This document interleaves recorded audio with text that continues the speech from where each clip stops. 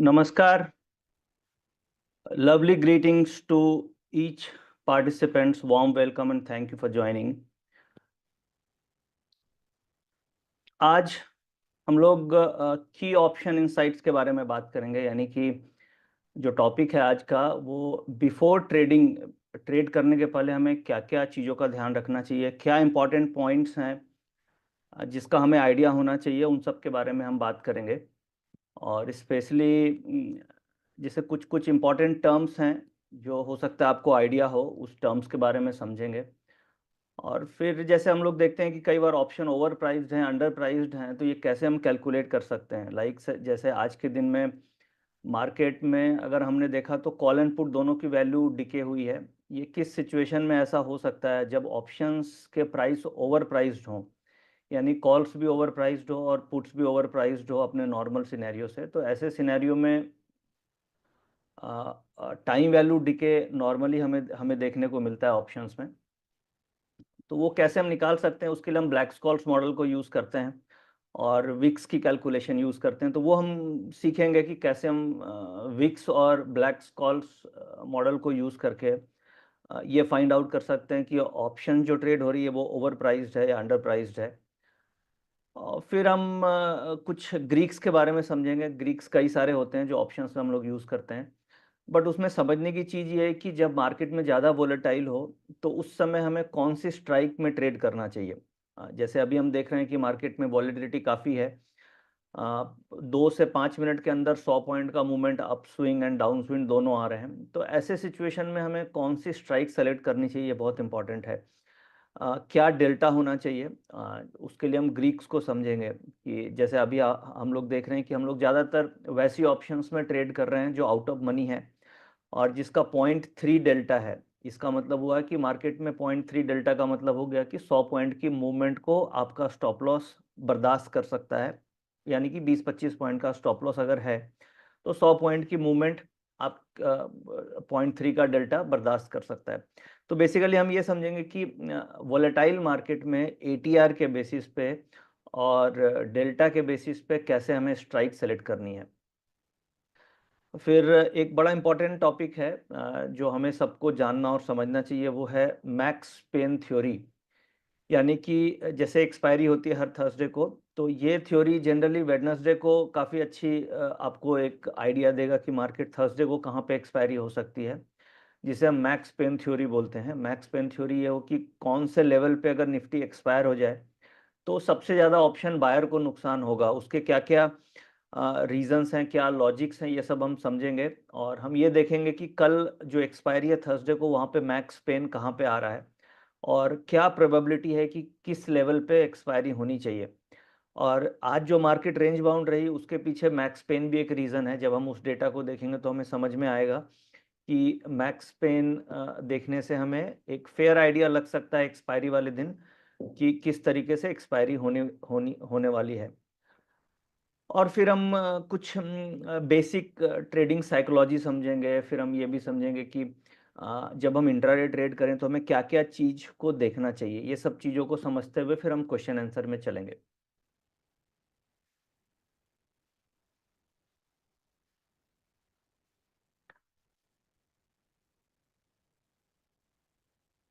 तो जैसे हम सबसे फर्स्ट कवर करेंगे कुछ बेसिक, बिल्कुल बेसिक अंडरस्टैंड ऑप्शन टर्मिनोलॉजी, जो हो सकता है आइडिया हो, बट ये फटाफट हम कंप्लीट करेंगे। फिर ऑप्शन प्राइसिंग पे हम बात करेंगे जिसमें हम ब्लैक स्कॉल्स मॉडल यूज़ करेंगे। हाँ, इफ़ेक्टिव ट्रेडिंग स्ट्रैटेजीज़ क्या-क्या हो सकती है? वैसे तो स्ट्रैटेजीज़ बहुत सारी होती है, बट क्या कॉमन स्ट्रैटेजीज़ है जो आप फॉलो कर सकते हैं? बेस्ड ऑन वेरियस डायरेक्शन, यानी अगर आप डायरेक्शनल ट्रेडिंग कर रहे हैं तो क्या करना चाहिए? अगर आप वॉलेटिलिटी के लिए प्ले कर रहे हैं तो क्या करना चाहिए? साइडवेज़ मार्केट है तो क्या करना चाहिए? और अगर आपको मार्केट में इनकम जनरेट करनी है तो क्या करना चाहिए? इनकम का मतलब जैसे covered call writing, option writing, इस तरीके से इनकम स्ट्रेटजीज क्या हो सकती है, वो तो वेरियस स्ट्रेटजीज के बारे में थोड़ा समझेंगे। ग्रीक्स एंड मैक्स पेन जानेंगे जिसमें मैक्स पेन बहुत इंपॉर्टेंट है, और ग्रीक्स को हम समझेंगे कि स्ट्राइक सिलेक्शन के लिए कैसे यूज करें। जब मार्केट हाई वोलेटाइल है तो कौन सी स्ट्राइक लेनी चाहिए, मार्केट लो वोलेटाइल है तो कौन सी स्ट्राइक लेनी चाहिए, और इसके लिए हमें डेल्टा और ग्रीक्स का यूज करना सीखेंगे। पॉइंट नंबर 5 में हम मार्केट एनालिसिस के बारे में समझेंगे कि जब मैं मार्केट एनालिसिस करता हूं तो क्या क्या इंपॉर्टेंट पॉइंट्स हैं जो ऑलवेज आपके स्क्रीन पे होने चाहिए या आपके नज़र में होना चाहिए, वो कुछ पॉइंट्स हैं जो हम डिस्कस करेंगे। एक ट्रेडिंग साइकोलॉजी, इसके ऊपर बड़ी सभी को दिक्कत आती है कि ट्रेड लेने के बाद ट्रेड को मैनेज कैसे किया जाए, और ट्रेडिंग साइकोलॉजी सबसे बड़ी प्रॉब्लम होती है एक ट्रेडर के लिए कि ट्रेड को होल्ड करें, क्या स्टॉप लॉस रखें, ट्रेड रखें या तुरंत निकल जाएं। कई बार ट्रेड लेने के बाद एक फियर फैक्टर क्रिएट होने लगता है तुरंत ट्रेड लेते ही कि कहीं ये ट्रेड रिवर्स नहीं चला जाए, स्टॉप लॉस नहीं हट जाए। तो उसे कैसे हम कंट्रोल कर सकते हैं और क्या क्या फैक्टर्स अगर हम यूज करेंगे तो हम अपनी ट्रेडिंग की जो बैड साइकोलॉजी है, जो फियर वाली साइकोलॉजी है या ग्रीड वाली साइकोलॉजी है, उसको कैसे कंट्रोल कर सकते हैं। कुछ पॉइंटर्स हैं जो मैंने अपने एक्सपीरियंस से सीखा है, वो मैं आपके साथ शेयर करूंगा, और फिर क्या क्या टूल्स यूज किया जा सकता है ट्रेडिंग में, इन सब के बारे में हम बात करेंगे।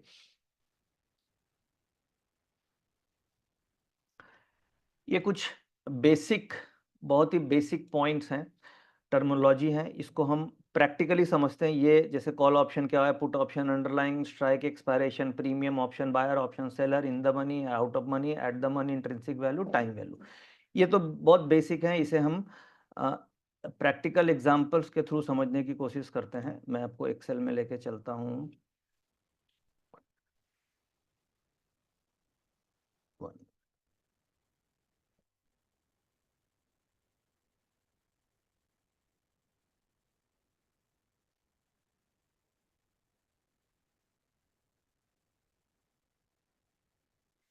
ये देखिए, मैंने आपके सामने ऑप्शन चेन का डेटा खोला है। ये एनएससी के वेबसाइट से भी आप देख सकते हैं, बट सिंपल एक हम कुछ टर्म्स प्रैक्टिकली समझने के लिए ये मैंने आपके सामने ये खोला है। और इसमें जैसे ये ऑप्शन चेन में हम देख पा रहे हैं कि यहाँ पे ये स्ट्राइक्स आ रही हैं, ये मंथ जो भी स्ट्राइक्स आ रही हैं। अब एक टर्म होता है कॉल ऑप्शन, ये हम लोग सभी जानते हैं कि कॉल ऑप्शन वो होता है अगर हमें तेजी लग रही है तो हम कॉल ऑप्शन खरीदते हैं। कॉल ऑप्शन का मतलब मार्केट अगर ऊपर जाएगी तो कॉल्स में प्राइस अप्रिसिएशन होता है, और बेसिकली ये राइट है, right to buy at certain price. Simple है, सभी लोग, मुझे ऐसा लगता है कि आइडिया होगा। Call option basically different strikes होती है हमारे पास, और एक पुट ऑप्शंस होती है जिसे हम मंदी के लिए यूज़ करते हैं। अगर मार्केट में लग रहा है कि मंदी आएगी तो हम पुट ऑप्शन पे बेट करते हैं एज अ बायर, और मार्केट में लग रहा है तेजी आएगी तो हम कॉल ऑप्शन पे बेट करते हैं as a buyer of option. अब इसमें एक आता है अंडरलाइंग एसेट। अंडरलाइंग में कई बार कंफ्यूजन क्या होती है ट्रेडर्स को कि अंडरलाइंग में वो नॉर्मली ऑप्शन की स्ट्राइक फ्यूचर प्राइस के हिसाब से पकड़ते हैं। जनरली ऑप्शन हमें ट्रेड करना चाहिए स्पॉट को देखते हुए, यानी कि स्पॉट किस लेवल पे ट्रेड कर रहा है, क्योंकि जो एक्सपायरी कटेगी कल, अगर एक्सपायरी कटती है तो कल स्पॉट लेवल जहां पे भी क्लोज होगा उसके हिसाब से एक्सपायरी कटेगी। और फ्यूचर में क्या होगा कि प्रीमियम आपको ऑलवेज दिखेंगे कि फ्यूचर में अभी जैसे 125 120 पॉइंट का प्रीमियम है, अब अगले वीक वाली जो एक्सपायरी है वो आपको उसमें प्रीमियम्स काफ़ी दिख रहे होंगे। रीज़न ये है कि उसमें फ्यूचर्स में प्रीमियम है, और जो कॉल ऑप्शन है वो एक्सपायर होगी अगले वीक वाली या कल वाली भी, वो स्पॉट से होगी। तो ये जो डिफरेंस है ये प्रीमियम डिके हो जाता है ड्यूरिंग 4-5 डेज। तो हमें ये बड़ा कॉशियसली ध्यान रखना होता है कि ऑप्शंस के प्रीमियम किस तरीके से फ्लक्चुएट, फ्यूचर्स के प्रीमियम किस तरीके से मूव कर रहे हैं। फ्यूचर जो निफ्टी स्पॉट लेवल है, निफ्टी स्पॉट लेवल जैसे आज आप देखिएगा तो 24,467 के आसपास बंद हुआ है, और अगर हम फ्यूचर देखेंगे तो फ्यूचर करीब 125 130 पॉइंट ऊपर ट्रेड हो रहा है। तो हमें जो अंडरलाइंग एसेट है, अंडरलाइंग एसेट का मतलब हो गया, ये टर्म है जो हमें हमें समझना चाहिए। अंडरलाइंग एसेट का मतलब हमारे लिए, अगर हम निफ्टी ऑप्शन ट्रेड कर रहे हैं तो Nifty spot is a underlying price. अगर सपोज कीजिए हम बैंक निफ्टी ट्रेड कर रहे हैं तो bank Nifty spot is underlying price. अगर आप रिलायंस इंडस्ट्रीज ट्रेड कर रहे हैं तो Reliance Reliance spot is underlying. Reliance future में प्रीमियम होता है तो उसका वैसे जो स्टॉक ऑप्शंस हैं वो तो मंथली कॉन्ट्रैक्ट्स हैं तो उसमें उतना फर्क नहीं पड़ता है, क्योंकि जैसे जैसे मंथ एंड होता है तो स्पॉट और फ्यूचर का जो प्रीमियम है वो बराबर हो जाता है मंथ के एंड में।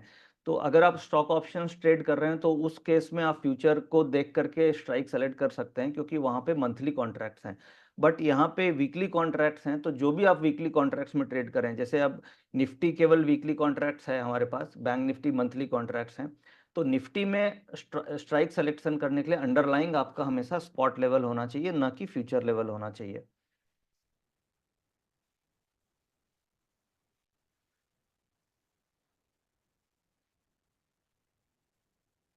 अब जैसे स्ट्राइक प्राइस है, ये स्ट्राइक प्राइस जैसे हम देखते हैं कि कॉल्स एंड पुट्स होती है, अलग अलग स्ट्राइक्स होती है, तो इसे स्ट्राइक प्राइस बोलते हैं। एक्सपायरेशन डेट हम सभी जानते हैं कि एक्सपायरेशन डेट जैसे हर थर्सडे को अभी एक्सपायरी होती है निफ्टी की, और मंथली एक्सपायरी लास्ट थर्सडे को होती है, तो जो भी डेट होती है उसे हम एक्सपायरेशन डेट बोलते हैं।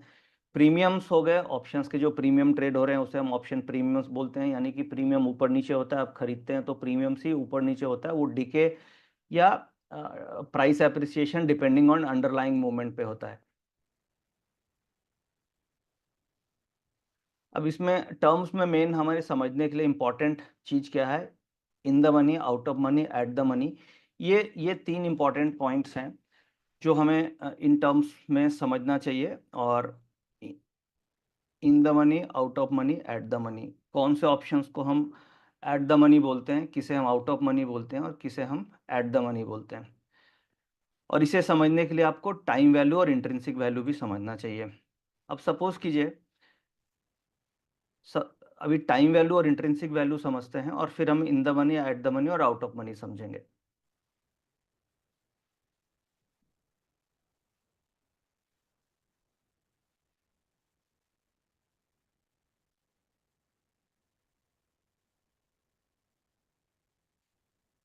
अब जैसे ये ऑप्शन चेन हम देख रहे हैं, अभी मार्केट का जो स्पॉट लेवल है ये अभी 24,450 के आसपास है।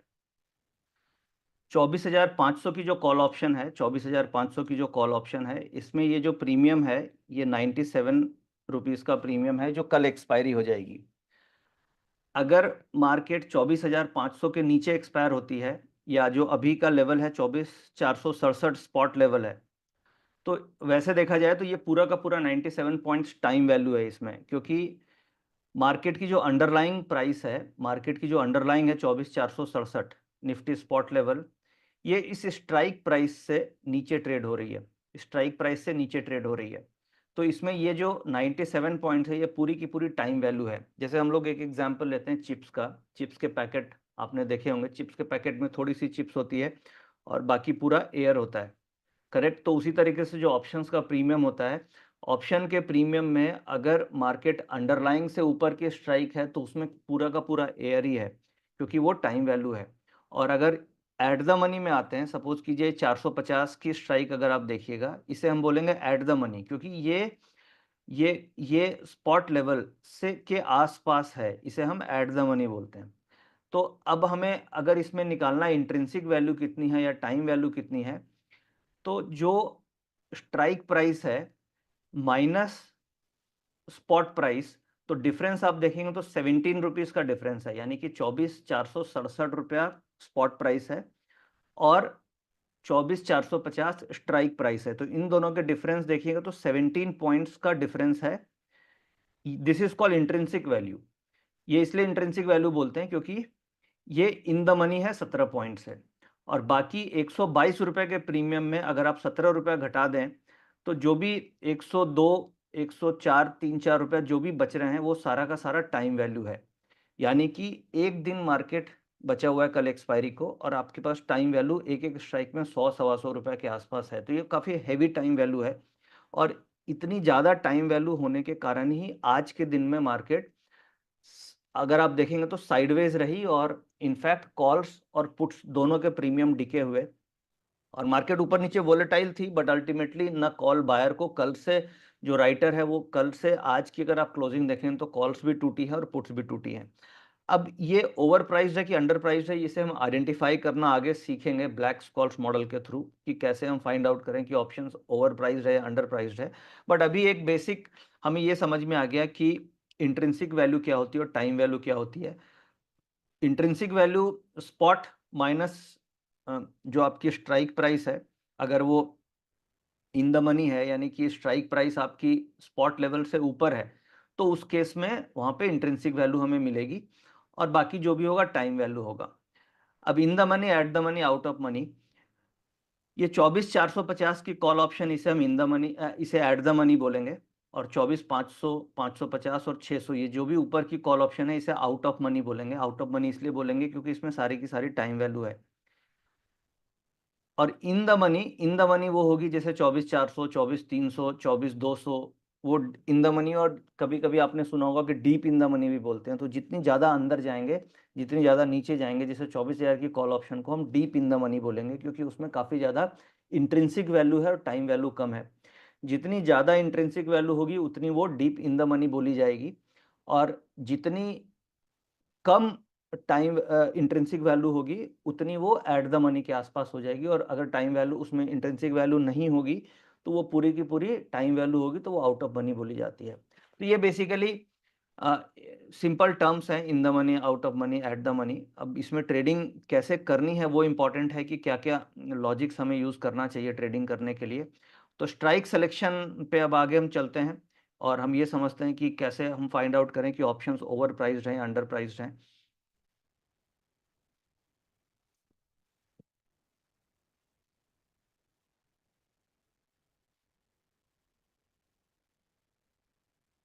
अब इसमें बेसिक कुछ टर्म्स हम लोगों ने जैसे समझ लिए कि इन the money, out of money, at the money, intrinsic value. अब इसमें दो इंपॉर्टेंट और टर्म्स जानना चाहिए हमें, ओपन इंटरेस्ट और चेंज इन ओपन इंटरेस्ट।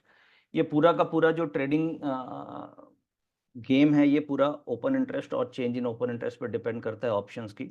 अगर हम ऑप्शन ट्रेड कर रहे हैं तो ऑप्शंस ट्रेडिंग के लिए one of the finest tool है, जो आपको एक आइडिया दे सकता है कि बाजार में क्या हो रहा है और किस तरीके से पोजीशनिंग बन रही है। जैसे आपने कई बार सुना होगा कि कई बार आपने सुना होगा कि खैर वो एग्जांपल सही नहीं है। जनरली क्या होता है, कॉन्ट्रा ओपिनियन पे हम लोग ट्रेड करते हैं, और चेंज इन ओपन इंटरेस्ट जो है वो आपको एक फेयर आइडिया देता है कि मार्केट में किस तरीके से पोजीशन बन रही है, और उस पोजीशन को देखते हुए हम ट्रेड लेने की कोशिश करते हैं। तो चेंज इन ओपन इंटरेस्ट ये हो गया कि आज के दिन में मार्केट में क्या नई इन्वेंट्री आई या गई है, उसे हम चेंज इन ओपन इंटरेस्ट बोलते हैं। जो भी नई पोजीशंस बनेगी वो चेंज इन ओपन इंटरेस्ट के अंतर्गत आ जाएगी। तो ये इंट्राडे के लिए आपको चेंज इन ओपन इंटरेस्ट जानना बहुत ज़रूरी है। और इसके इम्बैलेंस पे हम ट्रेड करते हैं कि अगर सपोज कीजिए चेंज इन ओपन इंटरेस्ट ज़्यादा कॉल्स में हो रहा है तो हम पुट्स के साइड फोकस करते हैं, और वही that is called PCR ratio. PCR ratio उसी तरीके से निकलता है, पुट का change in open interest divided buy calls का चेंज इन ओपन इंटरेस्ट। कई सारे वेबिनार्स ऑलरेडी हम लोगों ने पीसीआर पे कर रखे हैं, पीसीआर के रूल्स पे भी कर रखे हैं। तो अगर आपको नहीं आइडिया है तो आप पुराने वेबिनार्स को जाकर के देख सकते हैं। But PCR is simple change in open interest of puts और change in open interest calls, और इसके इम्बैलेंस पे बेसिकली फॉरकास्ट करते हैं। और अगर आप लास्ट 4-5 दिनों को देखेंगे एक्सपायरी के बाद से, एक्सपायरी थर्सडे को हुई है, तो Friday Friday Monday Tuesday Wednesday है आज, तो ये 3-4 दिन में अप्रॉक्सीमेटली हर दिन पीसीआर ने एक्यूरेटली काम किया है। आज मार्केट में वॉलेटिलिटी थी बट अल्टीमेटली अंडरटोन पॉजिटिव था, पीसीआर भी पॉजिटिव था। कल अगर आप देखेंगे तो कल भी पीसीआर के हिसाब से आपको बाइंग अपॉर्चुनिटी मिली है, मंडे को भी मिली है और फ्राइडे को भी मिली है। तो इस वीक में करीब करीब 80-90% एक्यूरेसी पीसीआर की आई है। अगर आप लास्ट 6 महीने को भी बैक टेस्ट करेंगे तो आपको कम से कम 70% की एक्यूरेसी पीसीआर में मिलेगी। अब उसमें है कि एंट्री आप कहाँ पे करते हैं वो इंपॉर्टेंट है, बट एक्यूरेसी पीसीआर की आज के दिन भी वैसी ही है जैसे कि इसकी 3-4 साल पहले थी। तो इसमें कोई शक नहीं है कि पीसीआर आपको एक्यूरेसी नहीं दे रहा है। पीसीआर की एक्यूरेसी आज भी उतनी ही है जितनी कि आज से 3 साल पहले इसकी एक्यूरेसी हुआ करती थी। अब हम ऑप्शन वैल्यूएशन में चलते हैं, और ऑप्शन को कैसे हम वैल्यू करें वो समझते हैं। तो ये बेसिकली इम्बैलेंस है जो जिसके बेसिस पे हम ऑप्शंस के डायरेक्शन को फॉरकास्ट करते हैं। इसी स्क्रीन में क्या-क्या है मैं आपको एक बार दिखा देता हूँ, जो आप ट्रैक कर सकते हैं अपने पास भी। एक तो स्ट्राइक प्राइस हम लोग यूज़ करते हैं, दूसरा एलटीपी हो गई, तीसरा ओपन इंटरेस्ट पे फोकस रहता है, चेंज इन ओपन इंटरेस्ट है, और ये पीसीआर, ये पीसीआर जो है, 2 पीसीआर आप देख रहे होंगे, एक पीसीआर का कॉलम AX कॉलम है और एक AZ कॉलम है। तो ये बेसिकली ओपन इंटरेस्ट का एक पीसीआर है और एक चेंज इन ओपन इंटरेस्ट का पीसीआर है। यानी कि अगर आप देखेंगे तो जो पीसीआर, ये जो AX कॉलम है, AX कॉलम में 24,500 पे 1.13 आ रहा है पीसीआर। यानी कि जो ओपन इंटरेस्ट है वो बेसिकली ये बोल रहा है कि 500 के आसपास सपोर्ट लेवल मार्केट में हो सकता है। इस तरीके से ये पीसीआर में हमें इंडिकेशन मिल रहा है। और उसके नीचे अगर आप देखते हैं तो 24,450 पे और स्ट्रॉन्ग सपोर्ट दिख रहा है। 24,450 के आसपास ओआई है, करीब 34 लाख। और ये चेंज इन ओपन इंटरेस्ट, ये एक मिनट, गड़बड़ है यहाँ पे। This PCR would be this divided by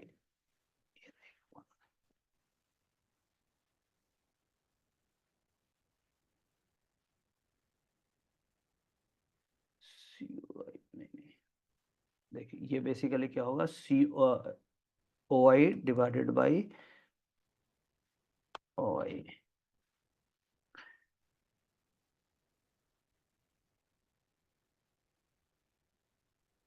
फॉर्मूले में दिक्कत आ रही है, बेसिकली ये फॉर्मूला इसका ये होगा कि put OI divided by call OI, इससे हमारी पीसीआर निकल जाएगी। इसी तरीके से चेंज इन पीसीआर में भी सेम इसी तरीके से निकालेंगे, जो भी चेंज इन पीसीआर है ये this divided by change in OI in calls. आज हम देख सकते हैं कि 24,600 में करीब 25 लाख शेयर का OI है और पुट्स में 5,75,000 का है, तो पीसीआर इज 0.14। तो इस तरीके से ये इम्बैलेंस हो गया। अब हम एक और वैल्यूएशन में चलते हैं, किस तरीके से हम वैल्यूएशन को देख करके ऑप्शंस की वैल्यूएशन करें, समझने की कोशिश करते हैं हम। देखिए ऑप्शन प्राइसिंग के लिए हमारे लिए क्या क्या इंपॉर्टेंट चीज़ें हैं ऑप्शन प्राइसिंग में। जैसे हम लोग कई बार बात करते हैं कि ऑप्शन ओवर वैल्यूड है, अंडर वैल्यूड है, प्राइस अभी ज़्यादा है, तो उसके लिए ऑप्शन प्राइसिंग के लिए क्या क्या इंपॉर्टेंट फैक्टर है। एक तो आपके पास अंडरलाइन का, अंडरलाइन इंपॉर्टेंट है, अंडरलाइन का मतलब हो गया स्पॉट लेवल, और दूसरा स्ट्राइक प्राइस आपको आइडिया होना चाहिए जिससे हम ब्लैक स्कॉल्स मॉडल में यूज़ करेंगे।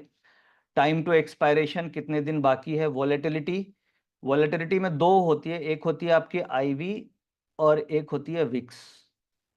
विक्स, आईवी और विक्स, और एक होता है risk free rate of interest. तो जो risk free rate of interest है ये एक्सचेंज 10% कंसीडर करता है कि अगर हम ऑप्शन वैल्यूएशन कर रहे हैं तो एक्सचेंज नॉर्मली 10% का रेट ऑफ इंटरेस्ट लेकर के चलता है ऑप्शन वैल्यूएशन मॉडल में। ये जो वॉलेटिलिटी है इसके बेसिस पे ही आप डिसाइड करते हैं कि प्राइस ओवर वैल्यूड है कि अंडर वैल्यूड है, क्योंकि अंडरलाइंग आपकी प्राइस हो गई जो मूव करती रहती है, स्ट्राइक प्राइस आपकी हमेशा फिक्स रहेगी। टाइम टू एक्सपायरेशन भी आपका ऑलवेज फिक्स होता है कि थर्सडे को एक्सपायरी होगी या जो भी डेट ऑफ एक्सपायरी है।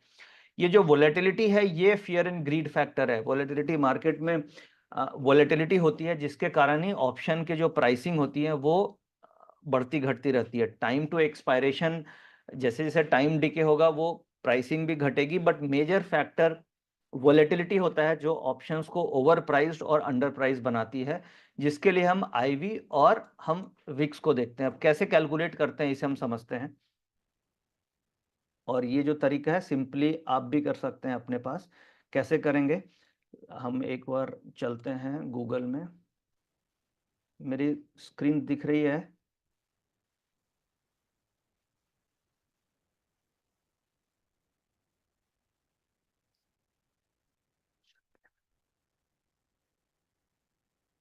Let's go to Google. हाँ, अब यहाँ पे मैंने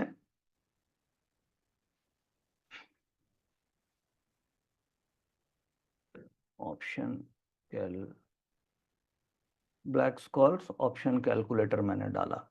ठीक है, कोई भी आप कोई भी डाल सकते हैं, तो कई सारे आपके पास कैलकुलेटर्स आ जाएंगे।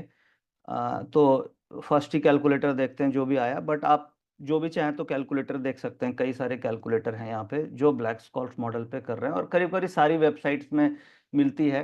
जैसे एसएमसी की वेबसाइट में ब्लैक स्कॉल्स मॉडल है, जीरोधा में भी मिलेगा आपको, माई स्टॉक ऑप्शंस भी है, कोई भी वेबसाइट में आपको ब्लैक स्कॉल्स कैलकुलेटर मिलेगा। मेन हमें सीखना है कि ये कैसे काम करती है। तो जो फर्स्ट में जीरोधा है हम इसी पे चलते हैं, और ये देखिए black Scholes option pricing formula ये खुल गया।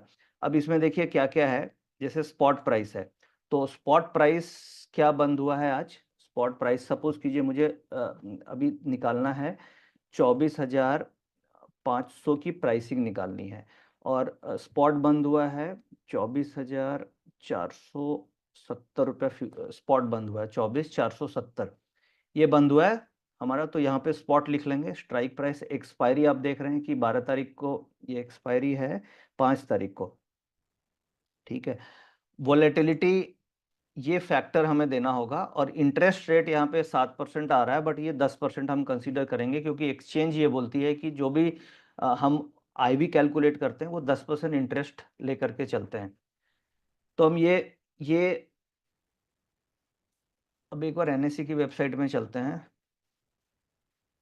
NSC option chain data, option chain के डेटा में चलते हैं और वहाँ पे ये देखिए एनएससी की ऑप्शन चेन का डेटा खुल गया। ये आईवी आपको दिख रही होगी, आईवी दिख रही है, ये देखिए आईवी कॉल की और आईवी पुट की ये दिख रही है। अगर हम इसे स्क्रॉल डाउन करें नीचे तो हमें ये आईवी दिखेगी सारी स्ट्राइक्स की। नीचे यहाँ पे आ जाते हैं, ये देखिए अभी स्ट्राइक है 24,500, 24,500 की आईवी। देखिए 24,500 की आईवी हमें दिख रही है, ये करीब ये आईवी है 21 के आसपास, 21.62 के आसपास आईवी है ये, करेक्ट। और इसी में अगर आप पुट साइड देखेंगे तो पुट की आईवी 25.37 है। अब यहाँ पे एक चीज ये समझ लीजिए कि अगर आप ये कंपेयर करें कि पुट कॉस्टली है कि कॉल्स कॉस्टली है यहाँ पे, तो आज के हिसाब से पुट के प्राइसेस कंपैरेटिवली ज़्यादा हैं, ओवर प्राइस्ड हैं, एक तो कॉल्स के कंपैरिजन में। एक हो गया कि हम ओवरऑल ये पता करें कि ऑप्शन ओवर प्राइस्ड है कि अंडर प्राइस्ड है, और दूसरा हो गया कि ये हम पता करें कि अभी के समय में जो ओवर प्राइसिंग किधर ज़्यादा है, कॉल्स के साइड है या पुट्स के साइड है। तो अभी हम ये देख रहे हैं कि अगर दोनों के बीच में कंपेयर करेंगे तो ये पुट्स है, पुट्स में आईवी आपको ज़्यादा दिख रही है। तो अगर ऑप्शन राइटर है अगर, तो उसके ख्याल से देखेंगे तो ऑप्शन पुट बेचना उसके लिए ज़्यादा प्रीमियम, ज़्यादा फायदेमंद है, क्योंकि यहाँ पे ऑप्शन कॉस्टली बिक रही है।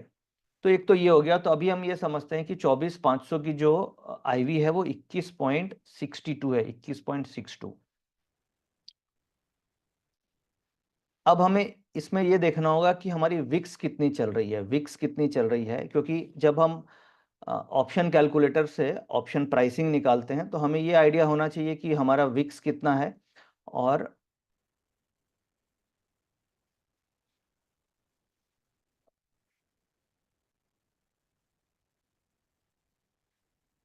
तो उसके लिए हम विक्स देखते हैं कि विक्स किस लेवल पे ट्रेड हो रही है। तो अगर आप विक्स को देखेंगे तो अभी ये देखिए विक्स कर रही है 14-15,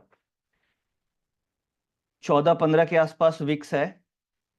और आपकी जो ऑप्शंस की आईवी है वो करीब करीब अगर अभी आपने देखा तो 21.62 के आसपास है, यानी विक्स से करीब 6-7% ऊपर चल रही है। नॉर्मली अगर आप देखेंगे तो ये 3 से 4% नॉर्मली विक्स से डिफरेंस आपको आईवी में मिलेगा। तो अब इसकी फेयर प्राइसिंग क्या होनी चाहिए, ये हम समझते हैं कि इसकी प्राइसिंग, फेयर प्राइसिंग क्या होनी चाहिए। जैसे अभी हम ऑप्शन कैलकुलेटर समझ रहे थे और फेयर प्राइसिंग क्या होनी चाहिए ये हम समझने की कोशिश करते हैं। ऑप्शन चेन, वापस से जीरोधा का जो ऑप्शन कैलकुलेटर है इसमें हम लोग आ गए। और देखिए स्पॉट प्राइस जो है आपकी वो 24,470 है। 24 स्पॉट प्राइस 24,467 है, 24,467। स्ट्राइक प्राइस हम 24,500 की कॉल ऑप्शन का प्राइस कैलकुलेट करने की कोशिश कर रहे हैं। विक्स 14 है, तो आप ये मान के चलिए कि करीब करीब 18 के आसपास की फेयर प्राइसिंग होनी चाहिए। 10% इंटरेस्ट रेट हो गया। अगर मैं इसे कैलकुलेट करता हूं तो ये करीब 80 रुपीज़ के आसपास इसका प्रीमियम होना चाहिए। अगर आप ये देखते हैं 24,500 की कॉल ऑप्शन का, जो इसका एक्चुअल प्राइस 85 के आसपास होना चाहिए। अगर इससे ऊपर है तो इसे आप ओवर प्राइस्ड बोल सकते हैं। अब मैंने विक्स से 3 ऊपर इसलिए लिया क्योंकि वो भी स्टैंडर्ड डेविएशन पे डिपेंड करता है कि विक्स का आप generally 2 standard deviation, 2.5 standard deviation ले सकते हैं कि उतना दूर आईवी ट्रेड करेगी। बट अगर उससे ज़्यादा स्टैंडर्ड डेविएशन पे ट्रेड कर रहा है 4-5, तो वो ओवर प्राइस्ड है, वो फार फ्रॉम मीन होगी, तो वो वापस मीन के आसपास आएगी। तो बेसिकली अभी आप देखेंगे तो जो पुट की आईवी हमने देखी थी वो कितनी थी, पुट की आईवी 25 के आसपास थी, और कॉल की आईवी हमने देखी वो 21-22 के आसपास थी। तो इसका जो फेयर प्राइस होना चाहिए वो 80 रुपए के आसपास होना चाहिए। और अभी है कितना प्राइस वो हम देख लेते हैं एक बार। अभी जो प्राइस है इसका, अगर आप देखते हैं प्राइस, आज की जो क्लोजिंग प्राइस है वो आप देख पा रहे हैं 24,500 की जो प्राइस है वो 97 रुपीज़ आज की क्लोजिंग प्राइस है, और इसका फेयर प्राइस होना चाहिए 80 के आसपास। तो 80 के आसपास होना चाहिए, तो ये करीब 20 रुपए के आसपास ओवर प्राइस्ड प्रीमियम है। और इस तरीके से पुट का देखेंगे तो आपकी 24,500 की जो पुट ऑप्शन है, इसका आज का क्लोजिंग प्राइस 142 रुपया है, और इसकी जो फेयर प्राइस होनी चाहिए वो कितनी होनी चाहिए, वो हम ऑप्शन कैलकुलेटर से देखते हैं। तो उसकी प्राइसिंग पुट ऑप्शन की 105 के आसपास होनी चाहिए, जो 142 के आसपास है। तो अब यहाँ पे अपॉर्चुनिटी ऑप्शन राइटर के लिए आ जाती है, और ऑप्शन बायर के लिए ये रिस्की सिचुएशन है, क्योंकि ऑप्शन बायर, अगर सपोज कीजिए आप मार्केट से कोई चीज़ ऑलरेडी कॉस्टली खरीदते हैं, और एक तो टाइम वैल्यू भी है उसमें, और ऊपर से आप कॉस्टली खरीदेंगे, तो टाइम वैल्यू से ऊपर जो कॉस्टली पार्ट है वो आपका ओवरनाइट इवोपरेट कर जाएगा, यानी वो आपका बाइंग करते ही नुकसान है। सपोज कीजिए आपने कोई प्रॉपर्टी खरीदी, और उस प्रॉपर्टी की कीमत मान लीजिए 50 लाख है, और आपने उसको ऑलरेडी करीब 60-65 लाख में खरीद दिया, तो फिर अगर आप उसको 3 महीने बाद भी सेल करेंगे तो उसका ऑलरेडी प्राइस 6-7 लाख रुपए डेप्रिसिएट कर चुका होगा आपकी बाइंग प्राइस से। तो बेसिकली वही सेम चीज़ हो गई कि आप वैसी ऑप्शंस खरीदते हैं जो ओवर प्राइस्ड है, तो आपके बाइंग प्राइस से ऑलरेडी वो इन्फ्लेटेड है, तो उसमें आपको बहुत ज़्यादा प्रॉफिट मिलने के चांसेस नहीं होते हैं बायर पॉइंट ऑफ व्यू से। अब जो सेलर है, जो ऑप्शन राइटर है, वो इसका बेनिफिट उठाता है, और कॉस्टली ऑप्शंस को वो राइट करते हैं, और उसको वो हेजिंग कर लेते हैं निफ्टी फ्यूचर से। जैसे निफ्टी फ्यूचर, स्पॉट और फ्यूचर का प्रीमियम ऊपर नीचे होता है, वो इसी रीजन से होता है क्योंकि एक्सपायरी के दिन आप देखिएगा कि जो अगर हमें प्रीमियम खाना होगा, तो जो स्पॉट और फ्यूचर का जो प्रीमियम होगा वो श्रिंक कर जाएगा। उससे क्या होगा कि प्रीमियम डीके हो जाएगी कॉल्स वगैरह की। तो इस तरीके से आप कैलकुलेट कर सकते हैं कि जो ऑप्शंस मार्केट में ट्रेड हो रही है वो कितनी ज़्यादा ओवर प्राइस्ड है। सिंपल इसका रूल यही है कि जो भी विक्स ट्रेड हो रही है, विक्स जैसे अभी हम लोगों ने देखा कि विक्स ट्रेड हो रही है करीब 15 के आसपास, 14.5-15 के आसपास विक्स है। और विक्स आपको कहाँ मिलेगी? एनएससी की वेबसाइट में ऊपर में देखिएगा तो विक्स आती है वहाँ पे विक्स, या विक्स आप गूगल में करेंगे तो विक्स आपको मिल जाएगी। ये जो ऑप्शन कैलकुलेटर है, कोई भी कैलकुलेटर यूज कर सकते हैं आप, एसएमसी, जीरोधा, एनी सारे ब्रोकिंग हाउस के वेबसाइट पे कैलकुलेटर मिलेगा आपको। और इसमें स्पॉट प्राइस डालना है, सिंपल जो भी स्पॉट प्राइस ट्रेड हो रहा है, फ्यूचर नहीं डालना है, स्पॉट डालना है, क्योंकि एक्सपायरी स्पॉट से होती है। अब आप स्ट्राइक प्राइस, जो स्ट्राइक प्राइस का कैलकुलेट करना चाह रहे हैं, सपोज आप 24,600 का करना चाह रहे हैं, तो वो स्ट्राइक प्राइस आप यहाँ पे डाल दीजिए। सपोज मैंने 24,600 डाली, एक्सपायरेशन ही अपने आप उठा लेगा सारे ब्लैक स्कॉल्स मॉडल। और वॉलेटिलिटी फैक्टर आपको डालना है। इंटरेस्ट रेट हमेशा आपकी 10% रहेगी, क्योंकि एनएससी की वेबसाइट अगर आप देखेंगे ऑप्शन चेन में, तो नीचे लिखा है उसमें कि हम इंटरेस्ट रेट 10% कैलकुलेट करते हैं, और उसके हिसाब से ही आईवी को लेकर के चलते हैं, क्योंकि नॉर्मली बैंक का एफडी रेट 7-7.25% है, और तो 10% एनएससी लेकर के चलती है। और जो स्टैंडर्ड डेविएशन विक्स का 2.5 से 3 स्टैंडर्ड डेविएशन आप ऐड कर दो, और उसके बाहर अगर आईवी ट्रेड हो रही है, तो जनरली हम उसे ओवर वैल्यूड लेकर के चलते हैं। तो अभी मैंने ये 18 लिया, 18 ये मान लीजिए अगर कोई इवेंट है, कई बार इवेंट होगा, तो आप उसे इवेंट को डिस्काउंट कर सकते हैं, उसमें हायर स्टैंडर्ड डेविएशन ले लीजिए। मान लीजिए आरबीआई की पॉलिसी है, बट आरबीआई की पॉलिसी तो अगले वीक है, इस वीक में, कल एक्सपायरी में नहीं है, तो ये हम डिस्काउंट नहीं कर सकते। बट अगर अगले वीक की आप कैलकुलेट करेंगे तो उस केस में आप, ठीक है, 19 की ये ले लीजिए वॉलिडिटी। तो validity depending on the event आप इसे ऊपर नीचे कर सकते हैं, बट अगर उससे भी बहुत ज़्यादा ऊपर दिख रही है, तो इसका मतलब वो ओवर प्राइस या अंडर प्राइसिंग, इस तरीके से हम निकाल सकते हैं। जैसे अभी देखिए 24,600 की जो कॉल ऑप्शन है, 19 के विक्स पे मैंने निकाली, तो ये 46 रुपए के आसपास की कॉस्टिंग होनी चाहिए 24,600 की जो कॉल ऑप्शन है। और 24,600 की कॉल ऑप्शन का अगर आप प्राइस देखिएगा, तो 24,600 की कॉल ऑप्शन का प्राइस जो आज की क्लोजिंग प्राइस है, वो करीब करीब, वो कितनी है आज की? हाँ, आज की इसकी क्लोजिंग प्राइस आप देखेंगे तो 57 के आसपास है। 46 के आसपास का प्राइस होना चाहिए अगर मैं 19 की भी वॉलेटिलिटी ले रहा हूँ।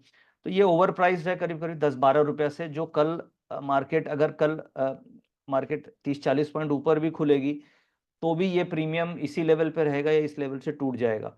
और अगर मार्केट फ्लैट खुल गई, तो उस केस में ये प्रीमियम आपकी आधी रह जाएगी। यानी कि अगर मार्केट 24,650 जहाँ पे बंद हुई, इसी लेवल पे भी मार्केट खुल गई, तो 24,600 की कॉल आपकी 20-25 रुपए से ज़्यादा ऊपर नहीं खुलेगी। 57 रुपीज़ का जो प्रीमियम है, ये खत्म होकर के केवल 25 रुपए के आसपास प्रीमियम खुलेगा, अगर कल मार्केट सेम लेवल पे खुल जाती है। तो ये जो फैक्टर है, इसे एज अ ऑप्शन बायर हमें हमेशा ध्यान रखना चाहिए कि हम ओवर प्राइस्ड ऑप्शन में ट्रेड कर रहे हैं या अंडर प्राइस्ड है, या किस प्राइसिंग पे ये ट्रेड हो रही है, और इस तरीके से आप ओवर प्राइसिंग और अंडर प्राइसिंग फाइंड आउट कर सकते हैं। अब हम नेक्स्ट टॉपिक पे चलते हैं। मुझे ऐसा लगता है कि कुछ मैं आपको आइडिया लगा होगा कैसे हम ऑप्शन प्राइसिंग करेंगे, कैसे हम कैलकुलेट करेंगे। तो ये बेसिकली इसमें underlying strike price, time to expiration, risk free rate of interest जो हमेशा 10% लेना है, और वॉलेटिलिटी ये इंपॉर्टेंट है, और इसके लिए विक्स और आईवी ये दो फैक्टर आपको लेनी है। विक्स का स्टैंडर्ड डेविएशन आपको आईवी में कन्वर्ट करके फिर आप वहां से वॉलेटिलिटी फैक्टर ले सकते हैं। अब हम चलते हैं कुछ टाइप्स ऑफ ट्रेडिंग स्ट्रेटजीज समझते हैं।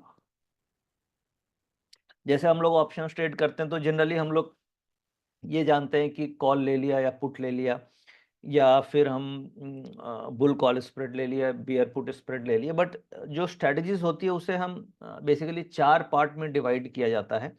और फॉर योर नॉलेज, जैसे क्या होता है, एक तो इनकम स्ट्रेटजीज होती है जो जिससे हमें प्रीमियम मिलता है। ऑप्शन जो राइटर्स के लिए इनकम स्ट्रेटजीज बोली जाती है, और जितने भी स्ट्रॉन्ग या बिग प्लेयर्स होते हैं वो इनकम स्ट्रेटजीज में ज़्यादा फंड डिप्लॉय करते हैं कंपेयर टू डायरेक्शनल स्ट्रेटजी।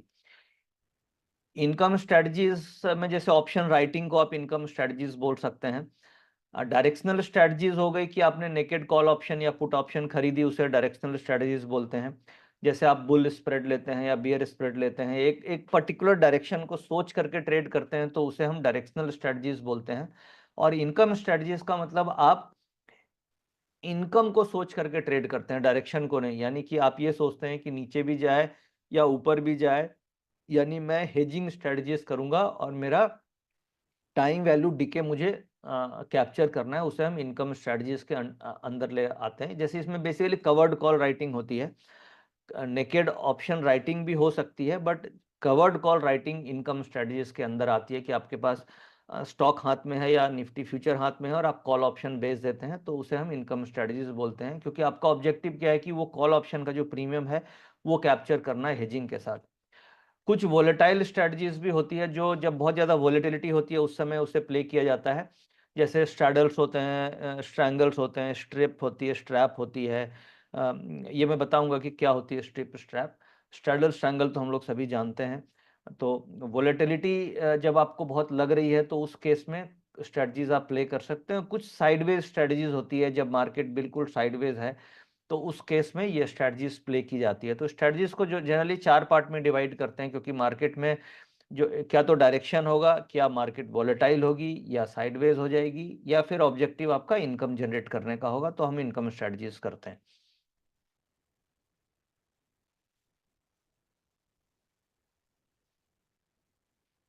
अब जैसे इनकम स्ट्रेटजीज में कई सारी स्ट्रेटजीज हो सकती है, बट जो मोस्ट कॉमन और प्रैक्टिकली यूज स्ट्रेटजीज है जो हम लोग लाइफ में, जैसे मैंने इन स्ट्रेटजीज को यूज किया है, तो मैं उन स्ट्रेटजीज के बारे में बात कर लेता हूँ। एक तो कवर्ड कॉल राइटिंग होती है। कवर्ड कॉल राइटिंग का मतलब आप कवर्ड हैं, यानी कि सपोज कीजिए मेरे पास रिलायंस का स्टॉक है, और रिलायंस का स्टॉक मेरे पास पोर्टफोलियो में है, और मैंने क्या किया, जो करंट भाव है इससे 5% ऊपर की मैंने कॉल सेल कर दी, तो क्या होगा, ये कवर्ड हो गया। क्योंकि अगर ऊपर जाती है तो मेरा रिस्क नहीं है, 5% ऊपर चली गई तो मुझे रिलायंस में प्रॉफिट होगा, और ये जो कॉल का प्रीमियम है ये खत्म हो जाएगा। बट अगर सपोज कि ये 10% ऊपर चली गई तो भी मैं कवर्ड हूँ, क्योंकि मेरे पास ऑलरेडी रिलायंस पोर्टफोलियो में मेरे पास होल्डिंग में है। और यही होगा कि मुझे गेन 5% के ऊपर नहीं मिलेगा, बट अल्टीमेटली अप टू 5% तक मैं प्रोटेक्टेड हूँ। तो कई बार क्या होता है कि जो बड़े बड़े हेज फंड्स होते हैं या म्यूचुअल फंड होते हैं वो कवर्ड कॉल राइटिंग करते हैं। अगर आप हर महीने ये काम करेंगे, क्योंकि ऑलरेडी आपको स्टॉक बेचना नहीं है, स्टॉक आपको पोर्टफोलियो में रखना है, और आप अगर 5% ऊपर की कॉल्स बेचते हैं तो आपको एवरी मंथ करीब करीब 1.5 से 2% का प्रीमियम मिल जाता है। तो 2% का भी अगर 1.5% का भी प्रीमियम मिल गया तो 12 महीने में 18% का प्रीमियम मिल गया। तो 18% डाउन साइड मेरी प्रोटेक्टेड हो गई रिलायंस में। अब सपोज कीजिए रिलायंस फॉर एग्जाम्पल मैंने 5 स्टॉक खरीद लिए, जैसे कवर्ड कॉल राइटिंग का मैं एग्जाम्पल लेता हूँ कि मैंने 5 स्टॉक खरीद लिए, जिसमें एक रिलायंस ले लिया, एक इन्फोसिस ले लिया आईटी से, एक बैंकिंग से मान लीजिए आपने एचडीएफसी बैंक ले लिया, और एक एक मतलब बेसिकली लो बीटा स्टॉक्स, फिर आपने सपोज एक मारुति ले लिया, इस तरीके से 5 स्टॉक ले लिया, हेवी वेट 5 स्टॉक हमने ले लिया, एक टेक महिंद्रा ले लिया। अब उसमें क्या किया कि वो 5 स्टॉक इतनी क्वांटिटी ली जो जिसका लॉट साइज फ्यूचर में बराबर हो, उतनी क्वांटिटी हमने ली, क्योंकि लॉट साइज उतना शेयर्स मेरे पास होना चाहिए जितना कि लॉट फ्यूचर में है। और एवरी मंथ इन 5 स्टॉक का मैं 4 से 5% ऊपर की कॉल राइट कर देता हूँ और स्टॉक में होल्ड करता हूँ अपने पोर्टफोलियो में। तो जनरली क्या होता है, बुल मार्केट में ये स्ट्रेटजी बहुत अच्छी काम करती है और निफ्टी को आउट परफॉर्म करती है। क्योंकि सपोज कीजिए ये स्टॉक ऐसा तो होगा कि नहीं हर महीने ये 5-5% बढ़ जाएंगे, नहीं बढ़ेंगे, तो आपको क्या होगा, पूरे महीने में प्रीमियम 18 से 20% कवर्ड कॉल राइटिंग से मिल गया ऑप्शन में। और आपका अगर पोर्टफोलियो ये 5 स्टॉक का 10% भी ऊपर चला गया तो 10 और 18-28% का रिटर्न आ गया। अगर ओवरऑल ये स्टॉक्स गिर गए आपके, तो 18% प्रीमियम आपको नीचे का प्रोटेक्शन देती है। तो ये बेसिकली कवर्ड कॉल राइटिंग बहुत अच्छी स्ट्रेटजी मानी जाती है पोर्टफोलियो के अगेंस्ट कॉल राइट करने के लिए, बट इसमें कैपिटल की रिक्वायरमेंट ज़्यादा होती है, क्योंकि आपको स्टॉक्स खरीदना पड़ता है जिसकी क्वांटिटी ज़्यादा होनी चाहिए, और उसके अगेंस्ट में कॉल राइट करने के लिए भी मार्जिन चाहिए होता है। तो ये बहुत फेवरेट स्ट्रेटजी है जो म्यूचुअल फंड्स करते हैं, क्योंकि उनके पास स्टॉक्स हाथ में होते हैं और वो कॉल राइट करते हैं। तो अल्फा जनरेट करने के लिए कवर्ड कॉल राइटिंग यूज किया जाता है, और जिसे हम इनकम स्ट्रेटजीज बोलते हैं, और ये मोस्ट पॉपुलर स्ट्रेटजीज मानी जाती है। एक एक ये भी बहुत अच्छी स्ट्रेटजीज है, कैश सिक्योर्ड पुट्स। अब ये कैश सिक्योर्ड पुट्स क्या होता है, सपोज कीजिए कि कोई स्टॉक है जिसका प्राइस अभी चल रहा है मान लीजिए 1200 रुपया, फॉर एग्जाम्पल 1200 रुपये का प्राइस चल रहा है, और मुझे ऐसा लगता है कि नहीं वो मुझे 1100 आ जाएगा तो मैं खरीद लूंगा। यानी कि 1200 प्राइस चल रहा है, 1200 के रेट पे मुझे समझ में नहीं आ रहा है खरीदना, बट मुझे ऐसा लगता है कि 1100 आएगा तो मैं स्टॉक को पक्का ले लूंगा, छोड़ूंगा नहीं, मेरे और इन्वेस्ट करने का ऑब्जेक्टिव है। तो मैं क्या करूंगा, 1100 की पुट ऑप्शन बेच दूंगा। 1100 की पुट ऑप्शन बेच दिया आपने। अब उसका प्रीमियम आपको स्टार्टिंग ऑफ द मंथ में सपोज कीजिए जो भी मिलेगा, आपके जो आपका अगर आप स्टॉक लेते हैं तो जो आपकी कैपिटल पे आपको हो सकता है 2%, 1.5%, 2% का प्रीमियम मिल जाए। अब सपोज कीजिए 1100 आ गई, वो स्टॉक 1200 से गिर के 1100 आ गया, तो पुट का प्राइस बढ़ेगा जरूर, बट आपको वो स्टॉक 100 रुपया नीचे मिल रहा है, यानी आपके बाइंग प्राइस पे स्टॉक आ गया। और सपोज कीजिए अगर वो ऊपर चला गया, स्टॉक नहीं आया आपके 1100 के आसपास, तो आपको पुट का प्रीमियम मिल जाएगा। तो ऐसे क्या कर सकते हैं आप, कोई जो स्टॉक आप लेना चाहते हैं, और ये स्ट्रेटजी कई इन्वेस्टर्स करते हैं कि उनको अगर कोई स्टॉक लेना है और उनको वो जो करंट प्राइस है वो लग रहा है कि नहीं ये कॉस्टली है, यहाँ पे मैं रुक करके लूंगा या इस प्राइस पे लूंगा, तो जिस प्राइस पे वो लेना चाहते हैं उस प्राइस की पुट आप राइट कर सकते हैं, और अगर उस रेट पे आता है तो आप अपना स्टॉक खरीद लीजिए, नहीं तो अगर ऊपर चला गया तो आपको पुट के प्रीमियम पूरे मिल जाते हैं। तो इसे हम कैश सिक्योर्ड पुट्स बोलते हैं, और ये भी काफी कॉमन और यूजफुल स्ट्रेटजीज है, जो एक इन्वेस्टर के पॉइंट ऑफ व्यू से ये काफी अच्छी स्ट्रेटजीज है। ट्रेडर पॉइंट ऑफ व्यू से इनकम स्ट्रेटजी में हम लोग कैलेंडर टाइम स्प्रेड करते हैं। कैलेंडर टाइम का मतलब हो गया कि कैलेंडर यानी कि 1 वीक से 2 वीक के बीच में, और टाइम वैल्यू खाने की कोशिश करते हैं। जैसे सपोज कीजिए अभी आपने देखा कि 24,500 की जो कॉल ऑप्शन है वो ओवर प्राइज्ड है। ओवर प्राइस्ड है वो 24,500 की कॉल ऑप्शन, 97 रुपीज आज बंद हुई है। और अगले वीक वाली में टाइम डिके कम होगा, क्योंकि इवेंट है, फ्राइडे को आरबीआई की पॉलिसी है, तो उसका टाइम डिके कम होगा और उसमें वॉलिटिलिटी बढ़ेगी, अभी उसका प्राइस बढ़ सकता है। तो हम क्या कर सकते हैं कैलेंडर टाइम स्प्रेड में, कि हम करंट वीक की जो कल एक्सपायरी है इसकी 24,500 की कॉल ऑप्शन हम बेच देंगे, 24,500 की हम इसकी कॉल ऑप्शन बेच देंगे, और अगले वीक वाली हम 24,500 की कॉल ऑप्शन खरीद लेंगे। तो ये कैलेंडर टाइम स्प्रेड हो गया, जिसे हम डायगोनल स्प्रेड बोलते हैं। ये बिल्कुल डायगोनल स्प्रेड हो गई, इसे हम कैलेंडर टाइम स्प्रेड बोलते हैं। इसमें ऑब्जेक्टिव बेसिकली हमारा ये होता है कि करंट वीक का टाइम वैल्यू डीके हमें खाना है, करंट वीक की ओवर प्राइसिंग हमें कैप्चर करनी है, और उसे हेजिंग के लिए हम अगले वीक को हम बाइंग कर रहे हैं। तो करंट वीक का जो प्रीमियम है वो डीके का फायदा मिलेगा हमें, एक तो ओवर प्राइस्ड है वो भी खत्म होगी, उसका भी फायदा मिलेगा। और अगले वीक में जैसे इवेंट है तो फ्राइडे तक प्रीमियम नहीं टूटेगा, तो इसका जो डिफरेंस है इसमें अगर आप ये स्ट्रेटजी करते हैं तो आपको इवेंट के समय अब इसमें 20, 25, 30 रुपए का डिफरेंशियल प्रीमियम आपको मिल सकता है। अब सपोज कीजिए कल मार्केट 24,500 पे ही एक्सपायरी हो गई, फॉर एग्जांपल ऐसा होता है, तो ये 97 रुपीज पूरा प्रीमियम खत्म हो जाएगा और अगले वीक वाली में प्रीमियम डीके आपको इतना ज्यादा नहीं होगा, उसकी प्रीमियम बनी रहेगी, तो आपको 60-70 रुपए का प्रीमियम का प्रॉफिट मिल सकता है। कैलेंडर टाइम स्प्रेड अगर हम करते हैं, यानी कि हम 24,500 की कॉल ऑप्शन बेच दी करंट वीक वाली और अगले वीक वाली हम 24,500 की कॉल ऑप्शन खरीद लेते हैं, तो इसे हम बोलते हैं कैलेंडर टाइम स्प्रेड, जिसका ऑब्जेक्टिव हमें टाइम वैल्यू से इनकम कमाना है। और एक होता है नेकेड ऑप्शन सेलिंग, जो डायरेक्शनल हो गई, बेसिकली आप कॉल ऑप्शन या पुट ऑप्शन भी बेच सकते हैं, बट ऑब्जेक्टिव है कि आपको टाइम वैल्यू कैप्चर करना है। तो ये कुछ इनकम स्ट्रेटजीज है जो कॉमनली यूज्ड है, जो मैंने अपने प्रैक्टिकल लाइफ में यूज की है। तो ये स्ट्रेटजीज, और इसके बाद हम डायरेक्शनल स्ट्रेटजी है जो हम लोग डेली यूज करते हैं, एवरीडे हम लोग ट्रेड करते हैं। डायरेक्शनल स्ट्रेटजीज में हम क्या क्या करते हैं ये आप देख रहे हैं कि डायरेक्शनल स्ट्रेटजीज में हम लोग जनरली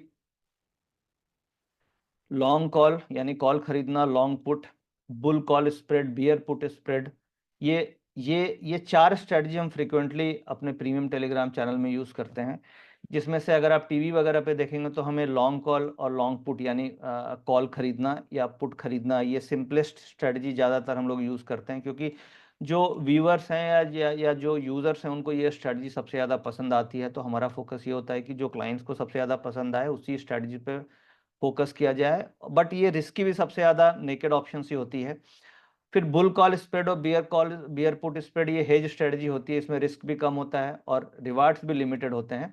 और ये शॉर्ट पुट या शॉर्ट कॉल, इसके लिए आपको कैपिटल ज्यादा चाहिए। ये डायरेक्शनल स्ट्रेटजी, अगर आप कॉल पुट राइट करके चल रहे हैं तो इसमें कैपिटल की रिक्वायरमेंट ज्यादा होती है और रिस्क मैनेजमेंट भी हमें आना चाहिए। तो नॉर्मली डायरेक्शनल में हम लोग ये चार स्ट्रेटजीज पे ज्यादा फोकस करते हैं।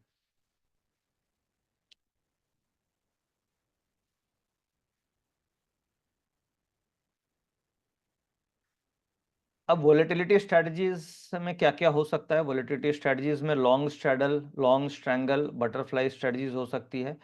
अब ये नया आप सुन रहे होंगे, स्ट्रैप्स होते हैं और स्ट्रिप्स होती हैं। ये बेसिकली क्या होती है, जब आपको लग रहा है मार्केट में वोलेटिलिटी आने वाली है, बड़ा मूव आने वाला है, जैसे इलेक्शन है या कुछ इवेंट आने वाला है, और एक होता है उसमें व्यू बनता है तेजी या मंदी। जैसे क्या स्ट्रैडल स्ट्रैंगल में तो क्या है, हम कॉल पुट दोनों खरीद लेते हैं बराबर बराबर। अब जैसे लॉन्ग स्ट्रैडल में क्या करते हैं, जैसे 24,500 चल रही है तो 24,500 की कॉल भी खरीद ली, 24,500 की पुट भी खरीद ली।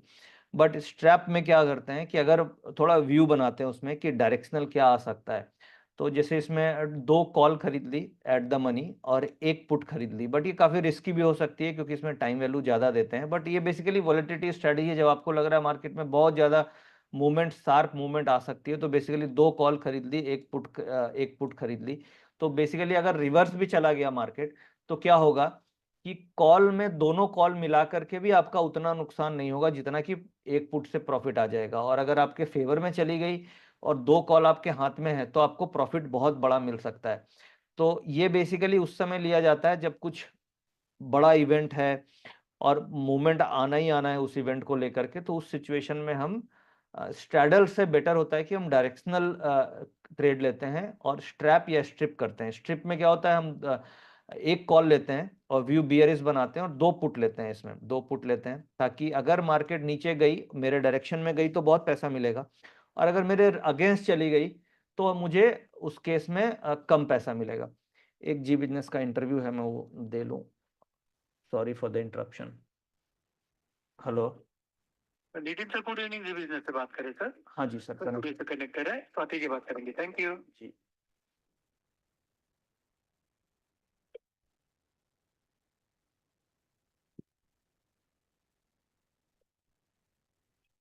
जैसे कैश मार्केट में खरीदारी का आंकड़ा मिलता है या बिकवाली का, साथ ही वायदा कारोबार में क्या कुछ वो करते हैं वो देखना भी बड़ा इंटरेस्टिंग होगा। तीसरा बड़ा ट्रिगर होगा वीकली एक्सपायरी का। जी हाँ, निफ्टी की वीकली एक्सपायरी है और उस लिहाज से भी पोजिशनिंग बेहद अहम होगी। चौथा बड़ा ट्रिगर है परसों आने वाली पॉलिसी का। इस बार पॉलिसी से पहले जिस तरह से बैंक निफ्टी तेजी की लीडरशिप ले रहा है, उम्मीदें बढ़ रही है सीआरआर तक की, और वो काफी इंपॉर्टेंट होगी कल के सेशन के लिए। ऐसे में सपोर्ट का है 24,275, 24,375 कल के लिए मजबूत सपोर्ट का काम करेगा, और ऊपरी स्तरों पर एक बार 24,500 को पार करके निफ्टी दिखा तो 575 से 24,675 तक जाने की कोशिश निफ्टी की जरूर होगी। बैंक निफ्टी में 53,300 के करीब की क्लोजिंग बहुत ही कॉन्फिडेंट और बढ़िया क्लोजिंग है, लेकिन सपोर्ट जो है बैंक निफ्टी पर थोड़ा दूर है। 52,800 से लेकर 53,000 ये बैंक के लिए मजबूत सपोर्ट का काम करेगा। और दूसरी स्थान पर 53,775 से लेकर 53,975 तक जाने की कोशिश बैंक निफ्टी की हो सकती है परसों पॉलिसी तक। उसके बाद देखेंगे कि आरबीआई अपनी पॉलिसी में क्या कुछ कहता है, क्या कुछ करता है। ओवरऑल मूड माहौल सेट है। Mid cap small cap share लगातार 9 दिन तेजी में है, इंडेक्स हरे निशान में बंद हो रहा है। अब रोज तो हो नहीं सकते, लेकिन फिर भी कई सारे स्टॉक्स ऐसे हैं जहां पर एक्शन भरपूर है, और अगर दिन के दौरान कोई भी डिप मिलती है तो सपोर्ट लेवल के आसपास दिग्गजों में निफ्टी बैंक निफ्टी जैसे इंडेक्स में और मिड कैप स्मॉल कैप शेयरों में अब भी खरीदारी के ही मौके नजर आ रहे हैं इस बाजार में। और आइए अब देखते हैं कल के लिए ऑप्शन।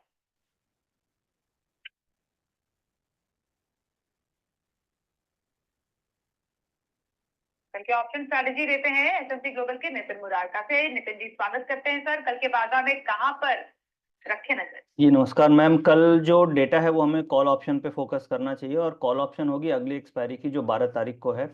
24,700 की कॉल ऑप्शन पे फोकस करेंगे, और कोई भी दिन के दौरान अगर डिप मिले, यानी कि ये जो आज की क्लोजिंग है 130 के आसपास क्लोज हुई है, और इसे हमें खरीदना है 100-110 की रेंज में। 24,700 की कॉल ऑप्शन 100 से 110 की रेंज में खरीदेंगे, जिसकी एक्सपायरी 12 तारीख को है, और जिसका स्टॉप लॉस बनेगा आपका करीब 75 के आसपास, और ऊपर टारगेट बन सकते हैं 180-185 के।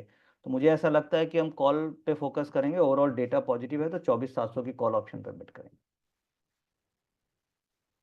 बिल्कुल 24,700 की कॉल ऑप्शन पर बेट कीजिए। कल डेटा ओवरऑल पॉजिटिव है, यहाँ पर आप बना सकते हैं ऑप्शन की strategy. Nitin ji thank you so much. और मैं सुदीप सर आपके पास।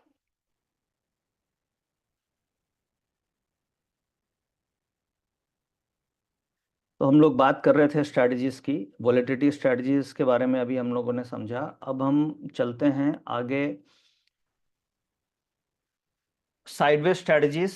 साइडवेज स्ट्रैटेजीज में ratio spreads, short straddle, strangles और लॉन्ग बटरफ्लाई स्ट्रैटेजीज होती है। रेशियो स्प्रेड्स का मतलब होता है कि आप एक कॉल लेकर के 2 कॉल बेच देते हैं। शॉर्ट स्ट्रैडल यानी कॉल पुट दोनों बेच दी, शॉर्ट स्ट्रैंगल और long butterfly, short long butterfly strategies. Butterfly यानी कि ये रेंज में लग रही है तो बटरफ्लाई, ये सब ठीक है। चलो अब हम फटाफट डेल्टा में आते हैं। जो एक इम्पॉर्टेंट चीज़ है कि हमें स्ट्राइक सिलेक्शन कैसे करनी चाहिए, और किस बेसिस पे हमें वोलेटाइल मार्केट है तो कौन सी स्ट्राइक लेनी चाहिए, और लेस वोलेटाइल मार्केट है तो क्या स्ट्राइक लेनी चाहिए। ये बहुत इंपॉर्टेंट है, और सभी को हम लोगों को दिक्कत आती है स्ट्राइक सिलेक्शन में।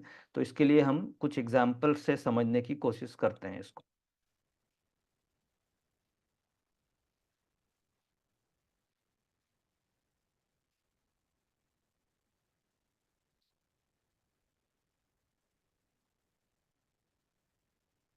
चौबीस 450 मेरी स्क्रीन दिख रही है अनुज जी?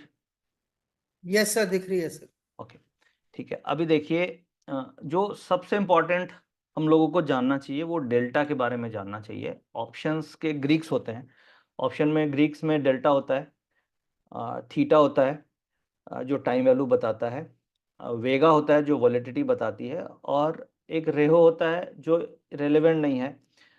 बट जो मेन रेलेवेंट क्या है हमारे लिए, सबसे ज़्यादा रेलेवेंट है डेल्टा और थीटा और वेगा। तो वेगा का मतलब हो गया वॉलेटिलिटी, वेगा का मतलब हो गया आईबी, वेगा का मतलब हो गया विक्स, जो अभी हम लोगों ने समझा, जिससे हम ओवर प्राइसिंग और अंडर प्राइसिंग निकालते हैं। थीटा का मतलब हो गया टाइम वैल्यू। हम लोग हर दिन जानते हैं कि टाइम वैल्यू ज़्यादा है, टाइम वैल्यू डिके होती है विथ टाइम। अब यहाँ पे स्ट्राइक सिलेक्शन के लिए आपको सबसे इंपॉर्टेंट आता है डेल्टा, क्योंकि जैसे अभी मैंने ये इस वीक की जो कल एक्सपायरी है उसका डेल्टा आपके सामने रखा है। तो जिस दिन एक्सपायरी होगी उस दिन तो एट द मनी का डेल्टा जैसे जैसे वो इन द मनी होगी 1 होती चली जाएगी। तो अभी जैसे देखिए, हम लोग वॉलेटिलिटी कैसे, आप सबसे पहले क्या करें, आप अपने चार्ट पे लगाएं ATR, एवरेज ट्रू रेंज। अभी ATR कितनी चल रही है, एनी आइडिया क्या ATR होगी? अब एक बार हम देख लेते हैं ATR क्या चल रही है मार्केट में, और उसके हिसाब से हम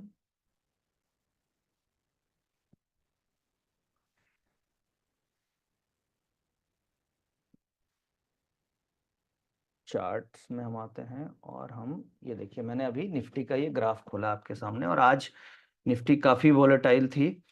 और सबसे पहले आप नीचे देख रहे होंगे एक लाइन है, ATR आ रही है, ये हर 15 मिनट्स का चार्ट है। ये जो ग्राफ आप देख पा रहे हैं ये 15-15 मिनट का ग्राफ है, एक एक कैंडल आपको 15 मिनट्स की दिख रही है। अब इसमें हम क्या कर रहे हैं, हम एक यहाँ पे ATR आपको दिख रही होगी, ये 52 पॉइंट की ATR दिख रही है, ये कॉर्नर में दिख रहा होगा, 52 पॉइंट्स की ATR है। ATR का मतलब हो गया एवरेज ट्रू रेंज। अनुज जी दिख रहा है ये चार्ट्स? हाँ जी सर, दिख रहा है सर चार्ट। तो ये ATR, ये देखिए यहाँ पे 52 पॉइंट्स की, कोई भी अगर आप टेक्निकल सॉफ्टवेयर यूज करते हैं तो वहाँ पे ATR यूज कर सकते हैं, एवरेज ट्रू रेंज, यानी कि एक कैंडल अगर ये एवरेज लेंगे तो ये बेसिकली हर कैंडल में, ये जो मैं यूज कर रहा हूँ ये 6 पीरियड ATR यूज कर रहा हूँ, प्रीवियस 6 पीरियड में ATR क्या हुआ है, यानी कि प्रीवियस 6 कैंडल्स का ATR अगर आप देखेंगे तो ये करीब 50 से 60 पॉइंट है, यानी एक कैंडल में मिनिमम 50 से 60 पॉइंट का मूवमेंट मार्केट दे रही है। ठीक है, ये मिनिमम 50 to 60 पॉइंट। अगर आप देखेंगे यहाँ पे 12 बजे के आसपास ATR की वैल्यू और ज़्यादा थी, 60-70 पॉइंट्स थी। अब इसके बेसिस पे आप स्टॉप लॉस निकालिए कि अगर मेरा से एवरेज ATR 60 पॉइंट का है, 60 पॉइंट का ATR यानी एक कैंडल में 60 पॉइंट की मूवमेंट है, और अगर मैं 0.5 डेल्टा को ट्रेड करूंगा तो 30 पॉइंट का स्टॉप लॉस अगर मैं रखता हूं तो मेरा, क्योंकि डेल्टा का मतलब क्या होता है, डेल्टा का मतलब होता है कि निफ्टी के 1 पॉइंट मूवमेंट करने से आपकी कॉल कितनी मूव करेगी। निफ्टी अगर 1 पॉइंट मूव करेगी तो कॉल एट द मनी का अगर 0.5 डेल्टा है तो 50 पैसे से ऊपर जाएगी और 50 पैसे से नीचे जाएगी। अब सपोज कीजिए मेरा ATR अगर 60 है, तो यानी कि अगर मैं एट द मनी में ट्रेड करूंगा तो मेरा 30 पॉइंट का स्टॉप लॉस एक कैंडल के अप या डाउन से, अगले कैंडल में क्या तो मुझे 30 पॉइंट मिलेगा या अगले कैंडल में क्या तो मुझे 30 पॉइंट लगेंगे 15 मिनट में। तो ये एक काफी वाइल्ड मूवमेंट हो सकती है, यानी कि स्टॉप लॉस वो हो सकता है हम अफोर्ड नहीं कर पाए, या वो स्टॉप लॉस में पैनिक क्रिएट हो सकता है, क्योंकि हर 15 मिनट में हो सकता है मूवमेंट। जैसे आप यहाँ पे देखिए, ये नीचे से बाउंस आया, फिर अगले 15 मिनट में ये 70-80 पॉइंट का मूव है, फिर ये बाउंस आ गया इस तरीके से। तो अब हमें ये देखना होगा कि अगर हम सपोज 25 पॉइंट के स्टॉप लॉस पे ट्रेड करना चाहते हैं फॉर एग्जांपल, तो हम वैसे स्ट्राइक सेलेक्ट करें जिसमें कम से कम 2 ATR, यानी 2 ATR तक हम बर्दाश्त कर सकें, यानी 50 यानी 100 पॉइंट का फॉल आप 2 ATR तक अपने आप को संभाल सकें मार्केट के इस वॉलेटिलिटी में, क्योंकि आप डेटा के बेसिस पे ट्रेड कर रहे हैं, और अगर डेटा पॉजिटिव है तो आप कॉल ऑप्शन में ट्रेड कर रहे होंगे, और डेटा अगर नेगेटिव होगा तो आप पुट ऑप्शन में ट्रेड कर रहे होंगे। तो मार्केट डेटा के अगेंस्ट, अगर सपोज हम कॉल ट्रेड कर रहे हैं तो डेटा के अगेंस्ट में 2 ATR जाना बहुत टफ है, यानी जो भी ATR चल रही है 50 चल रही है तो इंटू 2 यानी 100 पॉइंट रिवर्स जाना डेटा के अगेंस्ट में काफी मुश्किल है। अगर जा रही है इसका मतलब है कि वो ट्रेड गलत हो गया, वो रॉन्ग ट्रेड हो गया। यानी कि हमें ये इस तरीके से स्ट्राइक सेलेक्ट करनी है कि हम डबल ATR तक मार्केट में अपनी पिच से नहीं हटे और बने रहे, इस तरीके से हमें स्ट्राइक सेलेक्ट करनी है। तो उसके लिए हमें क्या करना होगा, तो हमें एक तो ये ATR देखना है कि क्या ATR चल रहा है मार्केट का, और ये ATR मैंने 6 पीरियड का रखा है। 6 पीरियड का इसलिए रखा है क्योंकि 1.5 घंटे का मार्केट, जैसे मान लीजिए अगर 15 मिनट की कैंडल आप यूज कर रहे हैं तो 15-15 मिनट की आपकी 6 कैंडल बन गई, तो करीब डेढ़ पौने 2 घंटे का मार्केट का ATR आपको एक आइडिया मिल जाएगा। अब इसमें हम चलते हैं अपने डेल्टा वाली सीट में। अब देखिए यहाँ पे अभी जैसे आपने देखा होगा टीवी में मैंने 24,700 की कॉल ऑप्शन दी। वो क्यों दी 24,700 की, उसके पीछे क्या रीजन है। अगले वीक वाली हमने पकड़ी, अब अगले वीक वाली हमने पकड़ी तो ये देखिए 24,700 का डेल्टा कितना आ रहा है, 0.36, और अगर मैं सपोज कीजिए 24,500 की कॉल ऑप्शन लेता तो इसका डेल्टा आ रहा है 0.51। आप देख पा रहे हैं ये डेल्टा, ये डेल्टा देखिए, यानी कि मार्केट अगर स्टॉप लॉस हम लोग 20 से 25 पॉइंट रखने की कोशिश करते हैं और 222 रुपए का प्रीमियम है, और अगर मार्केट सपोज कीजिए कि 50 पॉइंट भी गिरी तो ये 30 पॉइंट का प्रीमियम 24,500 में तुरंत आपका स्टॉप लॉस हो सकता है। बट सपोज कीजिए ये 24,700 की जो कॉल ऑप्शन है, इसका डेल्टा कितना है? इसका डेल्टा है 0.36। ये देखिए 0.36 है, यानी कि ₹1 मार्केट के मूवमेंट में 0.36 का प्राइस अप डाउन होगा। डेल्टा में खास बात क्या होती है कि जैसे जैसे प्राइस आपके नजदीक आएगा डेल्टा बढ़ता जाएगा। जो 0.36 है ये 0.38 हो जाएगा, 0.4 हो जाएगा, यानी कि आपके फेवर में आने से डेल्टा आपको बेनिफिट देगा और इसका वैल्यू बढ़ती जाएगी। और आपके अगेंस्ट जाएगी तो डेल्टा की वैल्यू कम होती जाएगी, यानी अगर मार्केट गिरेगी तो डेल्टा 0.33, 0.30, 0.25 इस तरीके से हो जाएगी। तो डेल्टा आपको फेवर देता है। अगर आपके तरफ आता है तो डेल्टा बढ़ती जाती है और आपके अगेंस्ट जाता है तो डेल्टा की वैल्यू घटती है। तो अगर आप डेल्टा के हिसाब से और एटीआर के हिसाब से स्ट्राइक सिलेक्शन करेंगे तो आप स्टॉप लॉस को मैनेज कर पाएंगे। अब इसमें क्या है, अगर सपोज कीजिए मार्केट 70 पॉइंट गिर जाती है, यानी सपोज कीजिए एटीआर है 50 पॉइंट की, 52 पॉइंट का एटीआर है, 52 पॉइंट का एटीआर है और मैंने लिया 52 इंटू टू, यानी कि 104 पॉइंट का डबल एटीआर हो गया। और फिर ये कितनी टूटेगी, अगर मैं इसको मल्टीप्लाई कर देता हूँ इनटू ये डेल्टा से, तो आपका मैक्स 37 पॉइंट। अगर 104 पॉइंट निफ्टी गिरी तो ये अभी करंट डेल्टा के हिसाब से 37 पॉइंट गिरनी चाहिए, बट मार्केट गिरेगी तो डेल्टा भी कम हो जाएगा, तो ये करीब 30 पॉइंट के आसपास का ये गिरेगा on the basis of delta. Theta अलग फैक्टर हो गया। तो ये बेसिकली इसमें हम कोशिश ये करते हैं कि मार्केट जब बहुत ज्यादा वोलेटाइल हो उस केस में हम 0.3 से 0.35 डेल्टा के आसपास की स्ट्राइक सेलेक्ट करते हैं, और मार्केट में जब एटीआर कम होती है तो उस केस में हम ऐड द मनी 0.5 और या 0.45 के आसपास के डेल्टा के स्ट्राइक सिलेक्शन की कोशिश करते हैं। क्लियर हो गया कि हम डेल्टा किस तरह क्यों इंपॉर्टेंट है और एटीआर को देख करके हम किस तरीके से स्ट्राइक सिलेक्शन कर सकते हैं। क्यों हम करंट सिचुएशन में एट द मनी ट्रेड नहीं कर रहे हैं, हम आउट ऑफ मनी कर रहे हैं, क्योंकि मार्केट में वॉलेटिलिटी स्विंग्स काफी तेज है, इसलिए हम आउट ऑफ मनी पे ज्यादा फोकस कर रहे हैं compare to at the money. Reason is क्योंकि एटीआर ज्यादा है। अभी आप हर दिन की एटीआर देखेंगे तो हर दिन की एटीआर करीब 80-90 पॉइंट से ज्यादा आ रही है, 100 पॉइंट के आसपास की एटीआर आ रही है। और इंट्राडे की एटीआर आप देखेंगे तो हर कैंडल की नॉर्मल मूवमेंट 60 से 70 पॉइंट की हो रही है।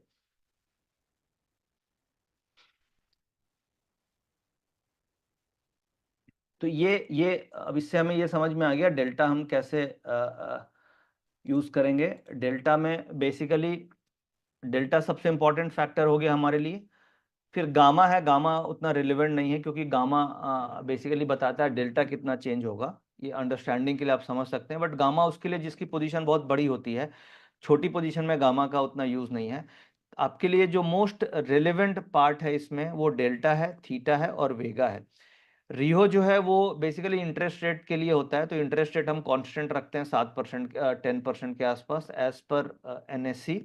और बाकी डेल्टा, थीटा और वेगा, ये तीन इंपॉर्टेंट फैक्टर। अब हम मैक्स पेन थ्योरी में आते हैं। मैक्स पेन बहुत इंपॉर्टेंट है और ये आपको एक्सपायरी को प्रिडिक्ट करने में बहुत हेल्प करती है। मैक्स पेन समझ लेते हैं। जस्ट 2-3 मिनट का मैं एक ब्रेक लेता हूँ, मुझे कैमरे की बैटरी चेंज करनी है, वो ख़त्म हो रही है। जस्ट आप 2 मिनट जस्ट होल्ड करें, फिर मैं वापस कंटिन्यू करता हूँ कैमरे की बैटरी चेंज करके। Thank you.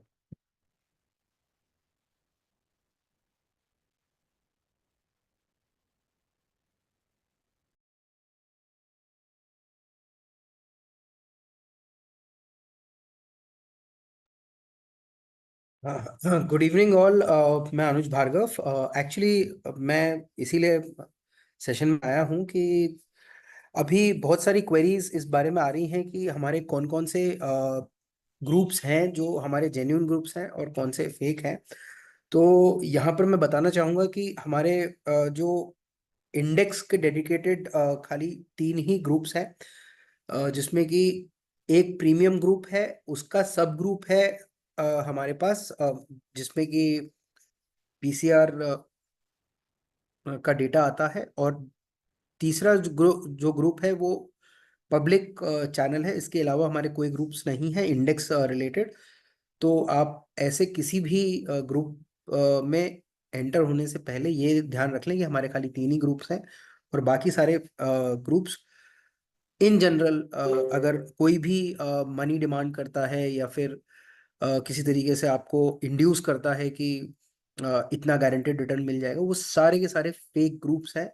हम लोग ऐसा कभी भी मनी डिमांड नहीं करते हैं, ना ही हम लोग कभी किसी तरीके का आपको गारंटेड रिटर्न या गारंटेड प्रोडक्ट सेल करते हैं। Thank you very much.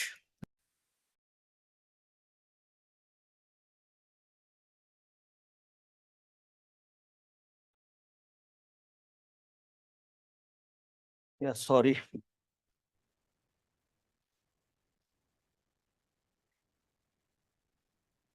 हम मैक्स पेन के बारे में समझते हैं और ये काफी इंपॉर्टेंट कॉन्सेप्ट है।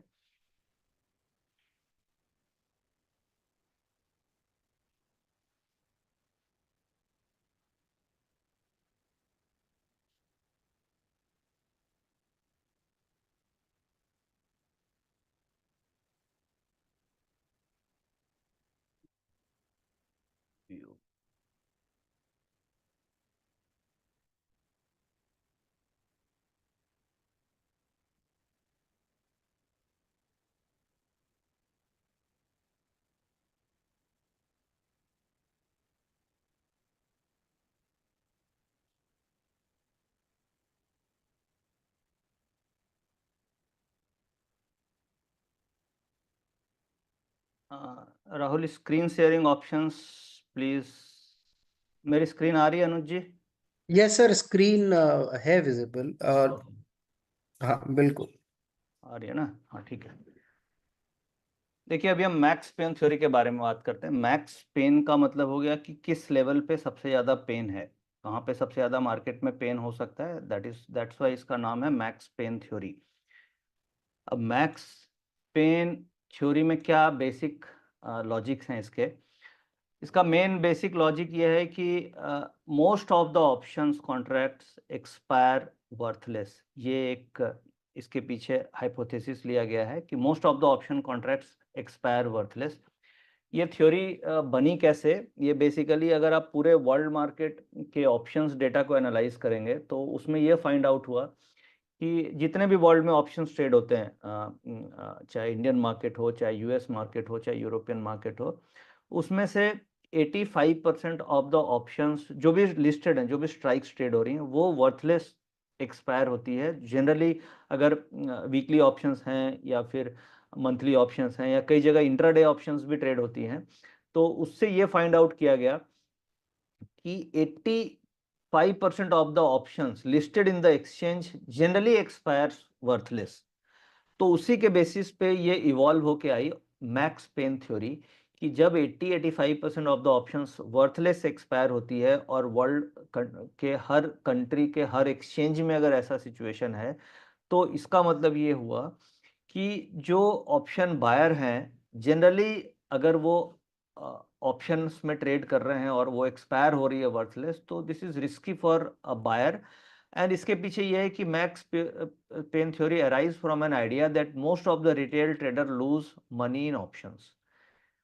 इस हाइपोथेसिस के ऊपर ये मैक्स पेन थ्योरी डेवलप की गई और इसमें ये पॉइंट, ये थ्योरी ये बताती है कि option trading that suggest that the price of underlying asset मतलब जो निफ्टी है, will gravitate towards the max pain point। यानी कि जो मैक्स पेन पॉइंट है उसके आसपास या उसके नजदीक आकर के वो घुस जाएगी एक्सपायरी वाले दिन। जैसे कि अभी हम लोग समझेंगे, कल का जो एक्सपायरी है थर्सडे को, इसका मैक्स पेन पॉइंट अगर आप लोग को आइडिया नहीं हो तो मुझे आइडिया है 24,500 है। मैक्स पेन पॉइंट 24,500 है और अब आज अंडरलाइंग कितना है? 24,467। ये आज का अंडरलाइंग है। यानी कि कल जो एक्सपायरी होगी वो डेटा ये बोलता है, मैक्स पेन पॉइंट थ्योरी ये बोलती है कि Nifty will try to gravitate closer to 24,500। यानी कि 24,500 का कॉल वाला को भी पैसा नहीं मिलेगा। मार्केट कल हो सकता है 30-40 पॉइंट ऊपर बंद हो, ज्यादा ऊपर बंद नहीं होनी चाहिए। मैक्स पेन थ्योरी ये बोलती है कि 24,500 के आसपास मार्केट बंद होना चाहिए। बट कल एक्सपायरी है तो कल एक्सपायरी में आपको ये देखना होगा कि क्या मैक्स पेन चेंज हो रहा है। अगर मान लीजिए 9 बजे से लेकर के 9:15 बजे से लेके 12 बजे तक मैक्स पेन 24,500 पे बना रहा, तो इसका मतलब है कि there is a very high probability that Nifty will expire at 24,500 level, जो भी मैक्स पेन का लेवल है। बट अगर क्या होगा 9:15 बजे से 12 बजे के आसपास मैक्स पेन का लेवल प्रीवियस डे से चेंज हो गया, तो इसका मतलब कि मार्केट में बड़ी मूवमेंट आने वाली है। यानी मैक्स पेन देख करके आप ये पकड़ सकते हैं कि एक्सपायरी वाले दिन क्या मार्केट साइडवेज रह जाएगी या मार्केट में कोई बड़ा मूवमेंट आएगा। अगर मैक्स पेन का लेवल एक्सपायरी वाले दिन ड्यूरिंग द मार्केट चेंज हो गया, इसका मतलब बड़ा मूवमेंट आएगा। और अगर ड्यूरिंग द डे चेंज नहीं हुआ, इसका मतलब market will gravitate closer to max pain point. अब कल जैसे एक्सपायरी है, तो आप लोग सब ऑब्जर्व कीजिएगा कि मैक्स पेन पॉइंट जो अभी हम लोग बात कर रहे हैं 24,500 पे है। और ये कैसे देखेंगे ये अभी मैं डिस्कस करता हूं, बट अभी हम कॉन्सेप्ट को समझ लेते हैं कि मैक्स पेन पॉइंट ये बताता है कि कौन से लेवल पे एक्सपायरी होगी तो ऑप्शन बायर्स को सबसे ज्यादा नुकसान होगा। और ऑप्शन बायर कॉल बायर भी हो सकता है, ऑप्शन बायर पुट बायर भी हो सकता है। तो बेसिकली अगर कल मार्केट 24,500 पे एक्सपायर हो जाती है, तो सबसे ज्यादा नुकसान इस पॉइंट पे होगा, चाहे वो कॉल बायर है चाहे वो पुट बायर है, दोनों को। तो that is called a max pain point. तो आज की क्लोजिंग 24,467 है, तो कल एक्सपायरी के हिसाब से मार्केट ज्यादा से ज्यादा 24,500 तक जा सकती है। इसीलिए कल के दिन में कल की ऑप्शन ट्रेड करना आज के प्राइस पे रिस्की है। मुझे ऐसा लगता है कि कल मार्केट जब खुलेगी तो सारे के सारे ऑप्शंस के प्रीमियम नीचे खुलने चाहिए, कॉल भी हो या पुट भी हो। अब थर्ड फोर्थ पॉइंट में आते हैं, price level where the monetary loss for option buyer are maximized at expiration. यानी कि ऑप्शन पेन पॉइंट वो हुआ जहां पे मॉनेटरी लॉस, प्रीमियम का लॉस सबसे ज्यादा सबसे बड़ा ऑप्शन बायर को होगा। That is called option max pain point. अब ये मैक्स पेन पॉइंट आप वीकली में भी देख सकते हैं, और जो मंथली कॉन्ट्रैक्ट्स हैं उसमें मंथली कॉन्ट्रैक्ट्स में भी देख सकते हैं। बट मंथली कॉन्ट्रैक्ट में जनरली ये एंड ऑफ द मंथ में काम करेगी। जैसे जैसे हम मंथ के एंड में आएंगे, last week of the month, यानी कि last week of the month में जब एक्सपायरी होगी तो स्टॉक्स में भी बहुत अच्छे से काम करेगी, और बैंक निफ्टी और जो भी मंथली कॉन्ट्रैक्ट्स एक्सपायर करने वाले होंगे वहां पे भी आप इसे देख सकते हैं।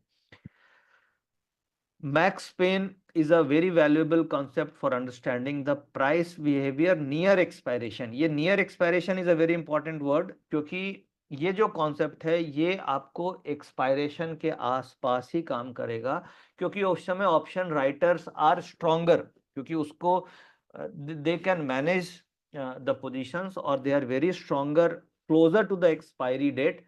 तो ये एक्सपायरेशन के लिए ये थ्योरी बहुत अच्छे से काम करती है। अब इसमें और क्या क्या पॉइंट है। मैक्स पेन थ्योरी ये बोलती है कि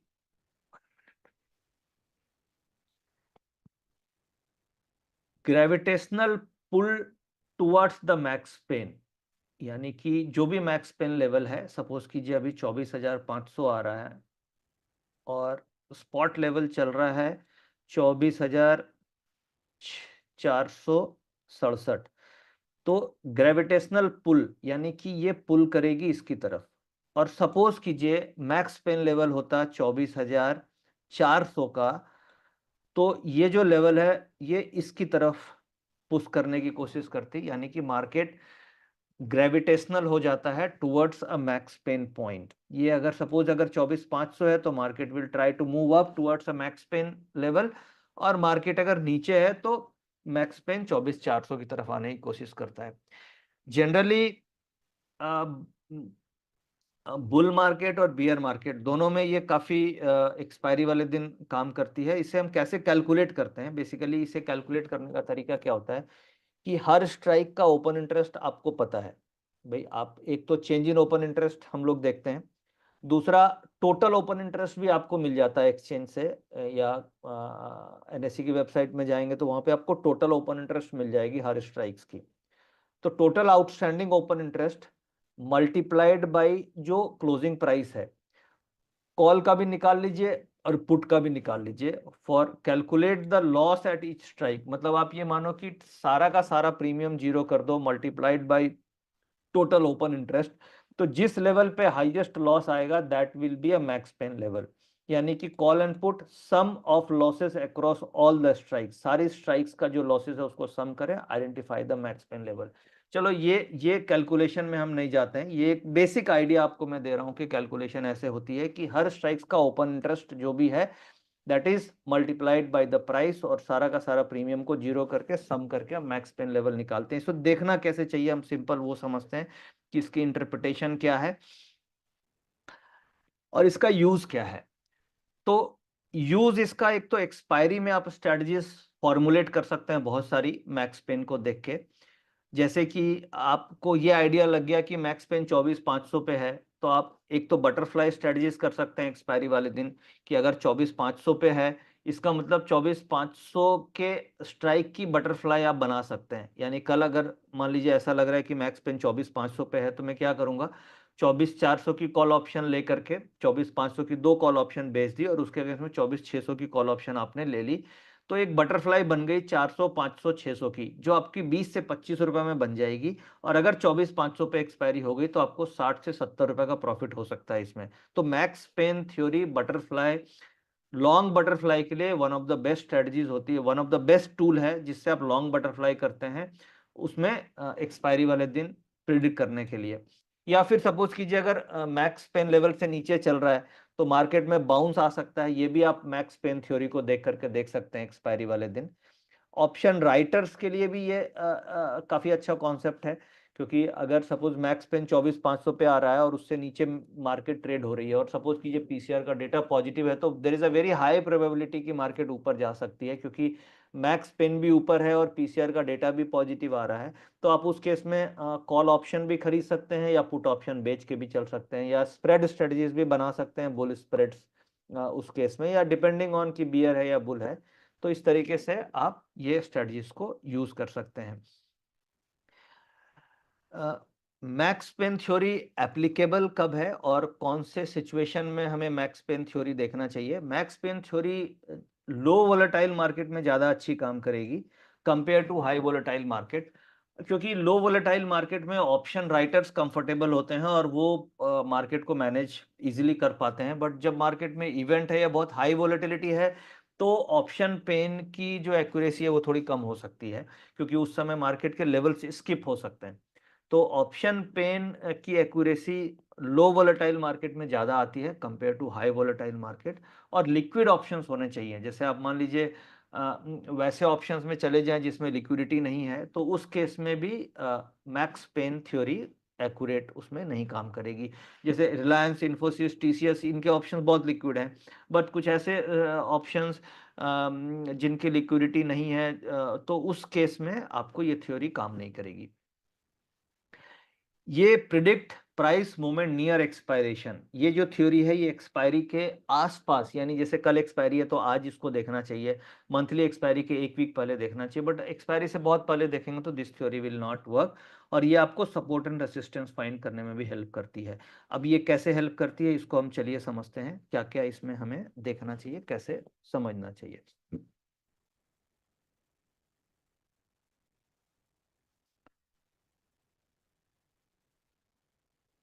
फिर से हम चलते हैं गूगल में और सर्च करते हैं ऑप्शन पेन। देखिए अभी मैंने गूगल में जा करके हम सर्च करते हैं ऑप्शन पेन।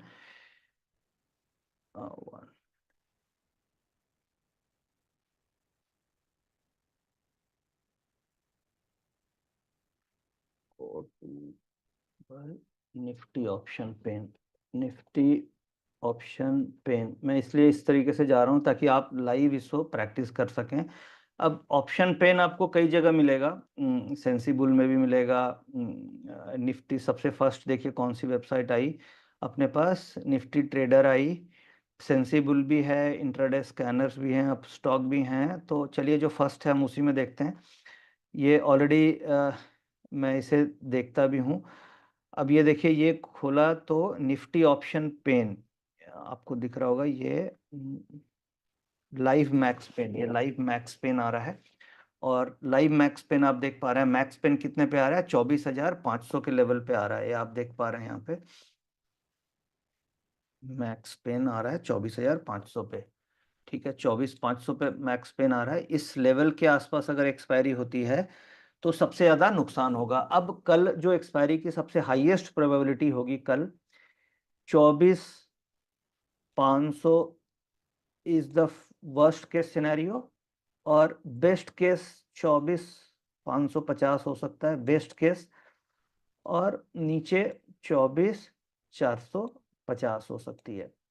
ये सिनेरियो कल मोस्ट लाइकली, अगर यही ऑप्शन पेन कल होता है और ऑप्शन पेन के लेवल में कोई चेंजेस नहीं होते हैं, तो कल जो एक्सपायरी होनी चाहिए 24,450 से 24,550 के बीच में होनी चाहिए।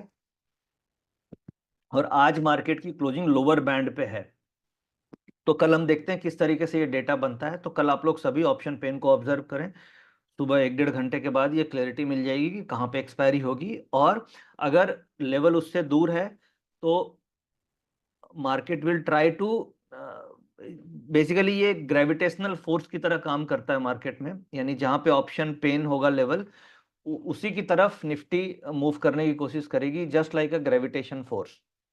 तो क्लियर, तो ये हम लॉजिक समझ गए कहाँ से देखना है। सिंपल है, आप गूगल में जाइए, निफ्टी ऑप्शन पेन डालिए, जो भी आपको शुरुआत में वेबसाइट दिख रही है वहां पे आप जा करके देख सकते हैं, कैलकुलेशन में हमें जाने की जरूरत नहीं है। तो ये आपका हो गया ऑप्शन पेन थ्योरी। क्लियर। अब हम फटाफट चलते हैं कि एज अ ट्रेडर हमें क्या क्या लाइव मार्केट में देखना चाहिए और क्या इंपॉर्टेंट है जो हम लाइव मार्केट में हमें फोकस करना चाहिए। तो मैक्स पेन थ्योरी क्लियर है। अब हम मार्केट एनालिसिस में आते हैं। मार्केट एनालिसिस के लिए आपके पास, अब नेक्स्ट 15 मिनट्स में हम फिनिश करेंगे, फिर then we will move to the question answer.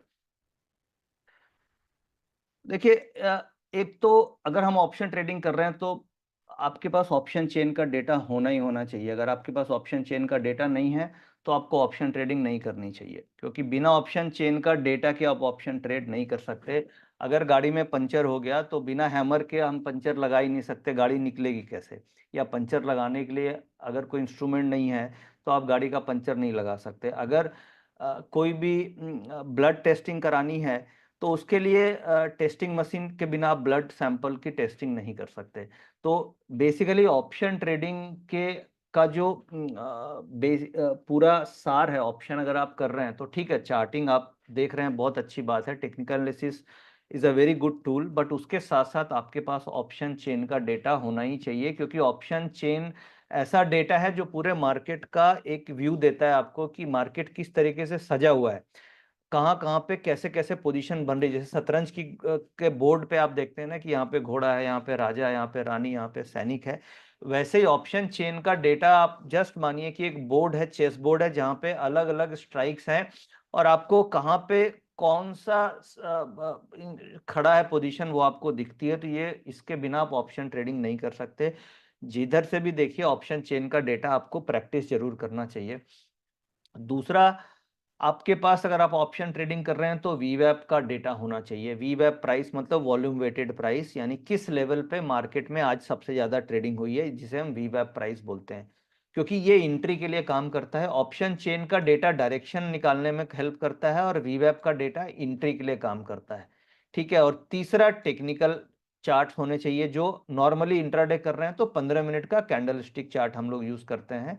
चौथा, विक्स को आपको हमेशा ध्यान में रखना चाहिए कि विक्स क्या बढ़ी हुई है या घटी हुई है। अगर विक्स बढ़ी हुई है तो बाइंग रिस्की है, यानी तेजी रिस्की, और विक्स अगर घटी हुई है तो आप बिंदास वीवेब के आसपास कॉल ऑप्शन खरीद सकते हैं, अगर पीसीआर का डेटा पॉजिटिव है तो।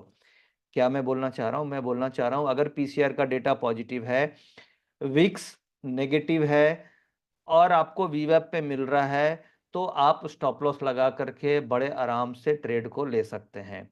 बट अगर सपोज कीजिए कि पीसीआर का डेटा पॉजिटिव है, माल आपको वीवेब पे मिल रहा है, बट विक्स भी पॉजिटिव है, तो थोड़ा सा कॉशियसली ले सकते हैं। बट अगर सपोज कीजिए पीसीआर का डेटा नेगेटिव है और विक्स भी पॉजिटिव है और मार्केट में टेक्निकली वीकनेस दिख रही है, तो आप पुट ऑप्शन में ट्रेड कर सकते हैं। तो यानी विक्स को भी आपको ध्यान में रखना चाहिए कि किस तरीके से विक्स चल रही है, और फिर एक लॉन्ग टर्म व्यू आपके दिमाग में होना चाहिए कि क्या चल रहा है। जैसे अभी एक बार हम लॉन्ग टर्म व्यू डिस्कस कर लेते हैं कि क्या चल रहा है मार्केट में, तेजी या मंदी।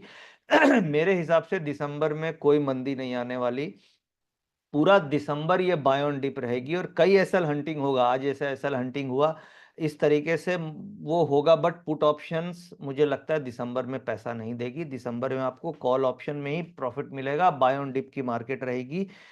इसके लिए कैसे इसको हम देखते हैं, क्या मेरा रेशनल है, क्या लॉजिक है, ये मैं दिखाता हूँ क्यों मैं बुलिश हो रहा हूँ दिसंबर महीने के लिए, वो एक बार समझ लेते हैं। बट अगर आप ऑप्शन ट्रेडिंग कर रहे हैं तो आपको ऑप्शन चेन का डेटा, वीवैप पे एंट्री के लिए टेक्निकल्स 15 मिनट का चार्ट, विक्स का आइडिया अप है कि डाउन, और एक फेयर आइडिया ओवरऑल ट्रेंड का जरूर होना चाहिए। ये सिंपल स्टेप्स आपको फॉलो करना चाहिए ऑप्शन ट्रेडिंग में।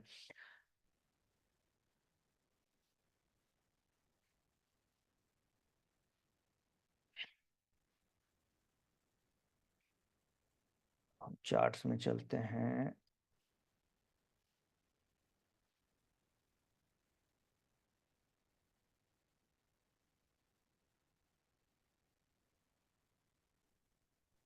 अनुज जी मेरे ग्राफ आ रहे हैं? सर अभी आ रहे हैं सर, आ रहे हैं। आ गए? आ गया सर, चार्ट आ गया। ठीक है, अब देखिए ये वीकली चार्ट्स हैं आपके सामने। एक ये निफ्टी का दिख रहा है और एक ये निफ्टी है और ये है आपका बैंक निफ्टी, करेक्ट। अब एक सिंपल थ्योरी हम लोग फॉलो करते हैं कि प्रीवियस वीक, ये जो वीकली कैंडल है, एक एक कैंडल एक एक वीक की कैंडल है ये, और ये बैंक निफ्टी एक एक वीक की कैंडल है। ठीक है, इसमें बड़ा सिंपल थ्योरी फॉलो करते हैं कि अगर प्रीवियस वीक से हाई लो, प्रीवियस वीक का ये है हाई और ये है लो, अगर इस वीक का हाई के ऊपर है तो हमें हर हालत में मंदी खेलनी ही नहीं है, तेजी ही लेनी है। अब ये देखिए, ये इस वीक के हाई से ऊपर चल रहा है और लो से भी ऊपर चल रहा है, तो आपको तेजी खेलनी है। अब ये जो करंट वीक चल रहा है, जिसकी फ्राइडे को ये वीक खत्म होगा, तो ये प्रीवियस वीक है, इस वीक से हम ऊपर चल रहे हैं, तो ये तेजी का मार्केट है। ऐसे ही जब मंदी चल रही थी तो आप देखिए, ये वीक था, उसके बाद ये वीक था, फिर ये वीक था, तो हम मंदी खेल रहे थे हर दिन। ये वीक था, ये मंदी मंदी मंदी वाला वीक था, ये हर समय हम लोगों ने मंदी खेली।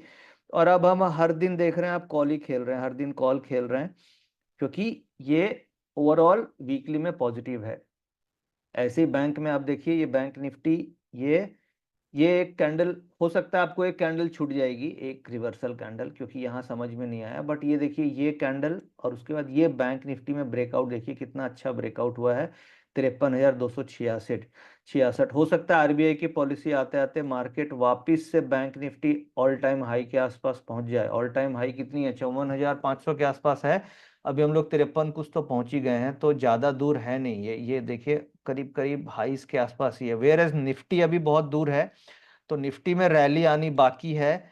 बैंक निफ्टी ऑलरेडी रैली कर चुकी है। लो से देखेंगे 50,000 से बैंक निफ्टी बहुत तेजी से 53,266 आ गई है, जबकि एफआईज ने अभी उतनी बाइंग करनी चालू नहीं करी है, वो सेल नहीं कर रहे हैं। तो इसका मतलब अगर बाइंग आई और बाइंग आनी चाहिए तो ये वापस से निफ्टी 25,200 की तरफ आ सकती है और बैंक निफ्टी नया हाई लगा सकती है। तो दिसंबर में लग रहा है कि कोई नेगेटिव सिचुएशन नहीं बन रही है, दिसंबर पॉजिटिव होना चाहिए। दिसंबर में हमें बाय ऑन डिप करना चाहिए जब तक कि कोई एक वीकली नेगेटिव क्लोजिंग न मिले, और दिसंबर में हमें पुट्स को अवॉइड करना चाहिए। Most likely end of December जो अभी 24,500 के आसपास स्पॉट लेवल है, मोस्ट लाइकली मुझे ऐसा लगता है इन सब अभी करंट फैक्टर्स को देख के कि दिसंबर महीने में हम लोग 25,000 या 25,200 के लेवल की तरफ मूव कर जाएंगे और उसमें बैंक निफ्टी का लीडरशिप आएगा। तो ये एक मैं इसलिए ये प्रोस्पेक्टिव दे रहा हूं कि इससे आपको एक ओवरऑल फेयर आइडिया लगता है कि लॉन्ग टर्म ट्रेंड क्या है, और फिर मुझे शॉर्ट टर्म में इंट्राडे में क्या करना है। भाई एक फेयर पिक्चर मिल गया कि लॉन्ग टर्म मुझे कॉल ही खेलना है, और इंट्राडे में अगर पीसीआर नेगेटिव बने तो भी अवॉइड कर देंगे क्योंकि ओवरऑल ट्रेंड पॉजिटिव है। और उसके बाद पुट्स को अवॉइड करते हुए चलना। जैसे आज मार्केट झटके से गिरी, उस केस में हम लोगों ने कॉल पे ही बेट किया, पुट पे बेट नहीं किया, क्योंकि पीसीआर नेगेटिव हो गया था, बट वो that was a stop loss hunting. तो ये एसएल हंटिंग आपको कई बार मिलेगी तेजी की मार्केट में। एसएल हंटिंग ऐसा होता है ताकि बड़े प्लेयर्स जो हैं वो नीचे के लेवल पे माल खरीद सकें। तो इस तरीके से करंट सिचुएशन जो बन रही है वो पॉजिटिव सिचुएशन बन रही है। अब हम आगे चलते हैं। ये बेसिकली अब हमें आइडिया लग गया होगा क्या क्या डेटा देखना है, कैसे देखना है। हम फटाफट वापस से प्रेजेंटेशन में आते हैं। तो ये अभी हमने ये देख लिया कि मार्केट एनालिसिस में क्या हम यूज करते हैं। मार्केट एनालिसिस में ऑप्शन चेन का डेटा, वीवैप का डेटा, टेक्निकल 15 मिनट का चार्ट, विक्स और वीकली लॉन्ग टर्म ट्रेंड, ये सब चीजें हम मार्केट। अब फैक्टर आता है साइकोलॉजी वाला कि क्या करें कि मेरी लाइव मार्केट में मैं पोजीशंस में बना रहूं। इसके लिए कुछ रूल्स, कुछ चीजें मुझे लाइफ एक्सपीरियंस से समझ में आई कि क्या करने से हम अपने साइकोलॉजी और फियर एंड ग्रीड को कंट्रोल कर सकते हैं। जिसमें सबसे इंपॉर्टेंट है इंट्राडे में आप ट्रेडिंग लें 11:30 10:30 के बाद, क्योंकि 9:15 10 बजे जब आप लेंगे तो उस समय डेटा तो इमेच्योर होता है, बहुत लिमिटेड डेटा होता है और एसएल हंटिंग कभी भी हो सकती है। तो मेरे हिसाब से अगर आपको फियर एंड ग्रीड को कंट्रोल करके चलना है तो आपको ट्रेड 10:30 11 बजे के बाद ही लेना चाहिए। मार्केट को खोलना ही चाहिए 10:30 के बाद, क्योंकि जो सुबह की वॉलेटिलिटी होती है वो जस्ट सेक आउट वाली मूवमेंट आप देखिएगा कि 100 पॉइंट ऊपर नीचे होती है। तो अगर आपको साइकोलॉजी को कंट्रोल करना है तो सुबह 10:30 11 के बाद लेना चाहिए। ये मोस्ट इंपॉर्टेंट पॉइंट हो गया।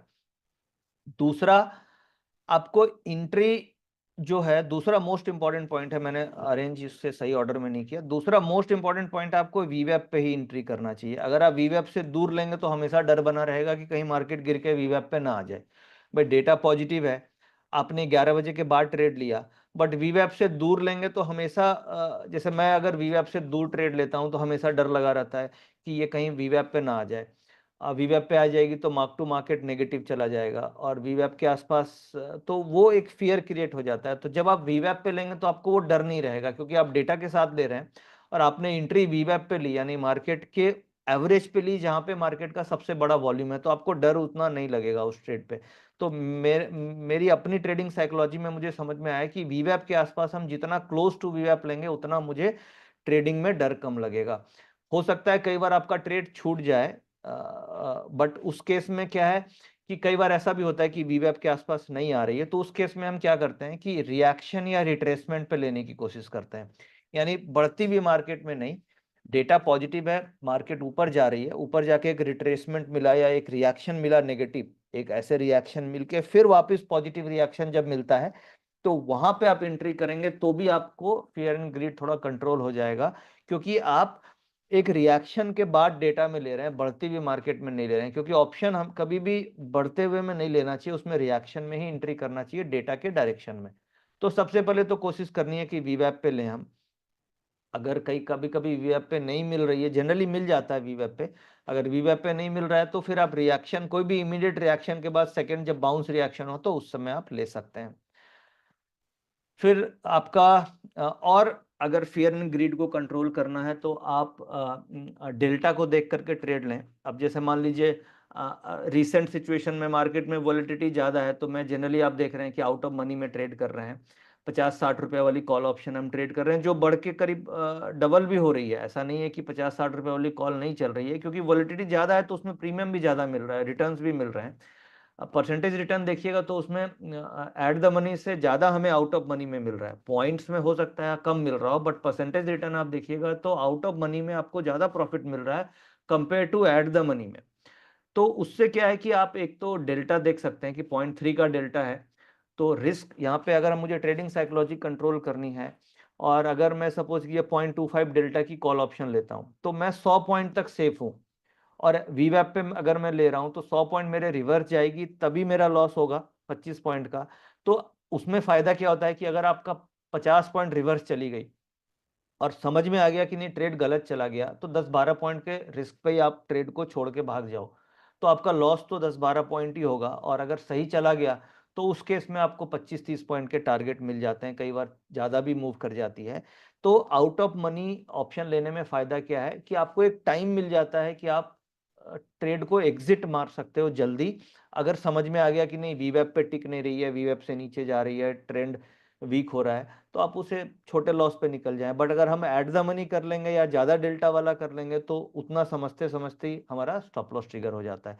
तो जो ट्रेडिंग साइकोलॉजी है, इसे कंट्रोल करने के लिए आप डेल्टा के हिसाब से भी ट्रेड ले सकते हैं। अगर वोलेटिलिटी ज़्यादा है तो बाहर की ऑप्शंस लें, और कम है तो एट द मनी ऑप्शंस लें। और बाकी ओवर पोजीशंस और ओवर पोजीशन मैनेजमेंट तो इम्पॉर्टेंट है ही। तो ट्रेडिंग साइकोलॉजी में प्री डिफाइंड स्टॉप लॉस आपका होना चाहिए, जो हम लोग हमेशा फॉलो करते हैं, 20 से 25 पॉइंट का मैक्सिमम स्टॉप लॉस। इंट्राडे में हम लोग जनरली आप देखते हैं कि साढ़े 10-11 के बाद ही ट्रेड एंट्री करते हैं। कोशिश ये होती है कि रिएक्शन और रिट्रेसमेंट पे ट्रेड लें। स्प्रेड या हेज स्ट्रेटजी उस समय लेते हैं जब मार्केट बहुत वोलेटाइल है, ज़्यादा समझ में नहीं आ रहा है, बट लग रहा है कि ऊपर भी जाएगी या नीचे डायरेक्शन भी समझ में आ रही है, बट 50-50 ट्रेड सिचुएशन बन रही है, तो हम हेज पे फोकस करते हैं, नेकेड को अवॉइड करते हैं। और जब लगता है कि नहीं कॉन्फिडेंट है सही ट्रेड जाएगा, तो हम नेकेड ऑप्शंस लेने की कोशिश करते हैं। और एंट्री नियर वीवैप, पोजीशन मैनेजमेंट, ये मोस्ट इंपॉर्टेंट चीज़ें हैं। बस अब एक स्लाइड बची है, फिर हम क्वेश्चन आंसर में चलेंगे। हाँ, टूल्स क्या क्या हमारे पास होना चाहिए। अब आप ऑप्शन ट्रेडिंग कर रहे हैं तो आपके पास लाइव कैलकुलेशंस के लिए कुछ ना कुछ होना चाहिए पीसीआर का। उसके लिए आप ऑटो ट्रेंडर को सब्सक्राइब कर सकते हैं, या फिर आप मार्केट में एक्सप्लोर कर सकते हैं कि कहाँ से आपको डेटा मिल सकता है। टेक्निकल एनालिसिस का आपके पास कोई ना कोई सॉफ्टवेयर होना चाहिए, जैसे फैल्कन है, उसमें स्पाइडर है और मेटास्टॉक है, ये आप एक्सप्लोर कर सकते हैं। और या तो फिर अगर आप इंडेक्स ट्रेडिंग कर रहे हैं तो आप एसएमसी का जो index trading premium Telegram channel है वो आप ज्वाइन कर सकते हैं। वहाँ पे हम लोग आपको लाइव मार्केट में गाइड करते हैं कि क्या डेटा बन रहा है। हम लाइव मार्केट में आपको ट्रेड्स देते हैं कि क्या लेना है, तो आप यहाँ पे ज्वाइन करके आप चीज़ों को सीख सकते हैं और लाइव हमारे साथ ट्रेडिंग कर सकते हैं। या फिर आप पीसीआर डेटा कहीं से लेकर के उसके बेसिस पे जो लॉजिक्स हम लोगों ने शेयर किया उसके बेसिस पे खुद भी ट्रेड कर सकते हैं।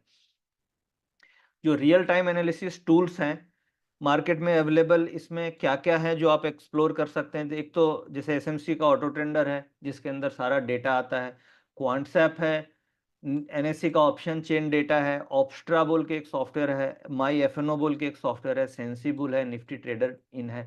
तो ये आप सारे के सारे मार्केट में अवेलेबल डेरिवेटिव्स के टूल्स हैं, जिसे आप वैल्यू फॉर मनी जो भी आपको समझ में आए आप एक्सप्लोर कर सकते हैं। जैसे हम लोग जो एसएमसी में है, एसएमसी ऑटो ट्रेंडर यूज़ करते हैं क्योंकि इसमें सारा डेटा इनबिल्ट कर रखा है, तो इसे ही देख करके हम लोग जनरली अपने ट्रेड डिसीजन लेते हैं। आप इसे भी एक्सप्लोर कर सकते हैं, बाकी और भी मार्केट में ये टूल्स हैं, आप अपने हिसाब से एक्सप्लोर कर सकते हैं, जो भी आपको अच्छा लगे, वैल्यू फॉर मनी लगे।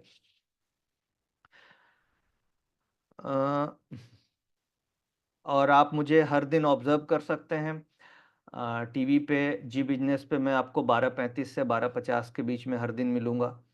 और 12:35 से 12:50 पे आपको हर दिन जी बिजनेस पे मिलूँगा और ट्रेड देने की कोशिश होती है। और 2:15 से 2:30 पे मिलूँगा। कभी कभी जब समझ में नहीं आता है तो ये वाला टाइम मैं स्किप कर देता हूँ, क्योंकि कई बार समझ में नहीं आ रहा है तो स्किप कर देता हूँ। बट ये वाला मैं तो नॉर्मली आपको 99% ऑफ द टाइम मैं होता ही होता हूँ, क्योंकि जनरली ये ऐसा टाइम है जब आपको ट्रेड समझ में आता है और उसकी एक्यूरेसी मिल जाती है। और अभी तक मैंने देखा है कि लास्ट 2-3 महीनों में जो भी ट्रेड मैंने दिए हैं इसमें 70% से ज़्यादा एक्यूरेसी इस टाइम फ्रेम में आ रही है। तो अगर आप टीवी पे ये वाला ट्रेड लेते हैं तो आपको कम से कम 70% एक्यूरेसी जो मैंने देखी है उसमें आ रही है, और आपको प्रॉफिट मिलना चाहिए, ट्रेड्स अच्छे जा रहे हैं, तो आप ये ऑब्जर्व कर सकते हैं। और ये वाला जो टाइमिंग है इसमें जब समझ में आता है तो हम ट्रेड देते हैं, जब समझ में नहीं आता है तो ट्रेड नहीं देते हैं। जैसे आज मैंने नहीं दिया, और ये जनरली कैरी फॉरवर्ड ट्रेड हो जाती है। और ये जो 12:15 12:30 वाला ट्रेड है ये जनरली इंट्राडे में मैच्योर हो जाती है, तो आप टीवी पे ये देख सकते हैं। और अगर शाम में आते हैं तो ये मंडे एंड वेडनेसडे 7:40 पे ये कल के लिए क्या रखना है। बट मोस्ट अफेक्टिव मुझे ऐसा लगता है कि ये वाला है 12:30 से 12:50 वाला मोस्ट अफेक्टिव है, जिसमें आपको probability of winning is very high. अब हम क्वेश्चन आंसर में चल सकते हैं Anuj ji. Thank you very much, thank you very yes much for your sir, time. Yes sir, thank you very much. आज तो आपने बहुत सारे क्वेश्चंस का आंसर वेबिनार के अंदर ही दे दिया है, तो काफ़ी सारे क्वेश्चंस जो हैं वो कट डाउन हो गए हैं। फिर भी 2-3 क्वेश्चंस हैं जो यूनिक हैं। एक तो सर स्ट्रैटेजीज को लेकर ही है कि आपने बात करी स्ट्रिप्स और स्ट्रैप्स की, तो वो किस तरीके से हम लोग अप्लाई कर सकते हैं और किस तरीके से डिफरेंट है अगर हम कोई फ्यूचर के साथ जैसे कवर्ड कॉल आपने बात करी, या फिर कोई और स्ट्रेटजीज में किस तरीके से डिफरेंस देखिए, रोल प्ले जो करता सबसे है? बढ़िया इसमें है ना वो कवर्ड कॉल है अगर आप इन्वेस्टिंग कर रहे हैं। बाकी स्ट्रिप स्ट्रैप जनरली यूज कम होती है। स्ट्रिप और स्ट्रैप साल में 2-4 बार यूज होती है जब बहुत ज़्यादा मूवमेंट लगती है, क्योंकि जनरली तो टाइम वैल्यू डिके ही होती है। अब आप 2 कॉल लेंगे, सपोज कीजिए मैं स्ट्रैप कर रहा हूँ या स्ट्रिप कर रहा हूँ, तो अगर मैं स्ट्रिप कर रहा हूँ और 2 कॉल ले रहा हूँ, 1 पुट ले रहा हूँ, तो उसमें व्यू है कि बहुत तेजी आनी चाहिए। अब कई बार ऐसी इवेंट में तो ठीक है, बट जनरली साइडवेज में दिक्कत हो जाती है। बट ये है कि कोई बड़ा इवेंट होगा तो हम इस सिचुएशन में कर सकते हैं। व्यू बुलिश अगर है तो आप 2 कॉल लेके 1 पुट ले सकते हैं, और अगर व्यू बियरिश है तो 2 पुट लेके 1 कॉल लेते हैं। तो ये स्ट्रिप और स्ट्रैप होती है। बट ज़्यादातर जो यूज़ होती है वो कवर्ड कॉल यूज़ होती है, और डे टू डे लाइफ में हम लोग ज़्यादा नेकेड कॉल ऑप्शंस, क्योंकि इंट्राडे हम लोग कर रहे हैं तो इंट्राडे में तो फटाफट प्रॉफिट नेकेड कॉल ऑप्शंस में ही मिलता है, टाइमिंग अगर बैठ गई तो। या फिर बुल और बियर स्प्रेड्स, ये 4 स्ट्रेटजी सबसे कॉमनली यूज़ की जाती है, जिस पे आप फोकस कीजिए।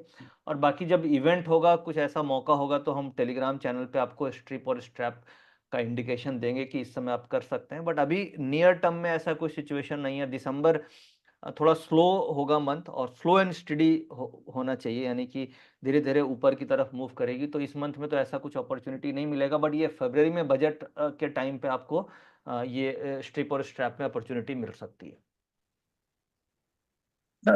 Okay sir. Sir next question max pain को लेकर है सर। सर व्यूअर्स पूछ रहे हैं कि मैक्स पेन की थ्योरी पर जब हमने स्टार्टिंग में कोई स्ट्रैटेजी बनाई और during the day max pain change होता है, तो फिर उसमें क्या एडजस्टमेंट्स हमको करने चाहिए? देखिए, मैक्स पेन जैसे मान लीजिए आपको देखना है एक्सपायरी के 1 दिन पहले और एक्सपायरी वाले दिन, तो आज जैसे हम लोगों ने देखा तो एक माइंड में फ्रेम बन गया कि 24,500 एक लेवल है जहां पे एक्सपायरी कटनी चाहिए।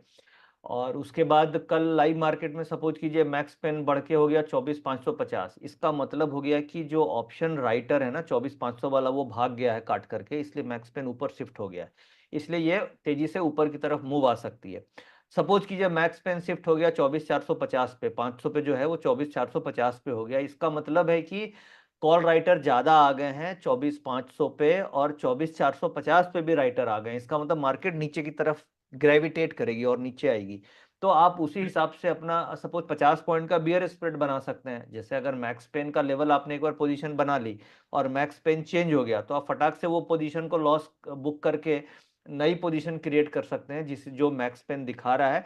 बट उसमें है कि आपको पीसीआर का डेटा को भी कंसीडर करना चाहिए, क्योंकि अगर डेटा पॉजिटिव साइड में है और मैक्स पेन ऊपर का लेवल शिफ्ट हो गया है, इसका मतलब वो शॉर्ट कवरिंग आ सकती है। इसमें जनरली हम लोग क्या करते हैं, जब कभी मैक्स पेन का लेवल चेंज होता है और पीसीआर का डेटा पॉजिटिव होता है, तो मैं अगले वीक की कॉल ऑप्शन में चला जाता हूं, अगले वीक की कॉल ऑप्शन खरीद लेता हूं।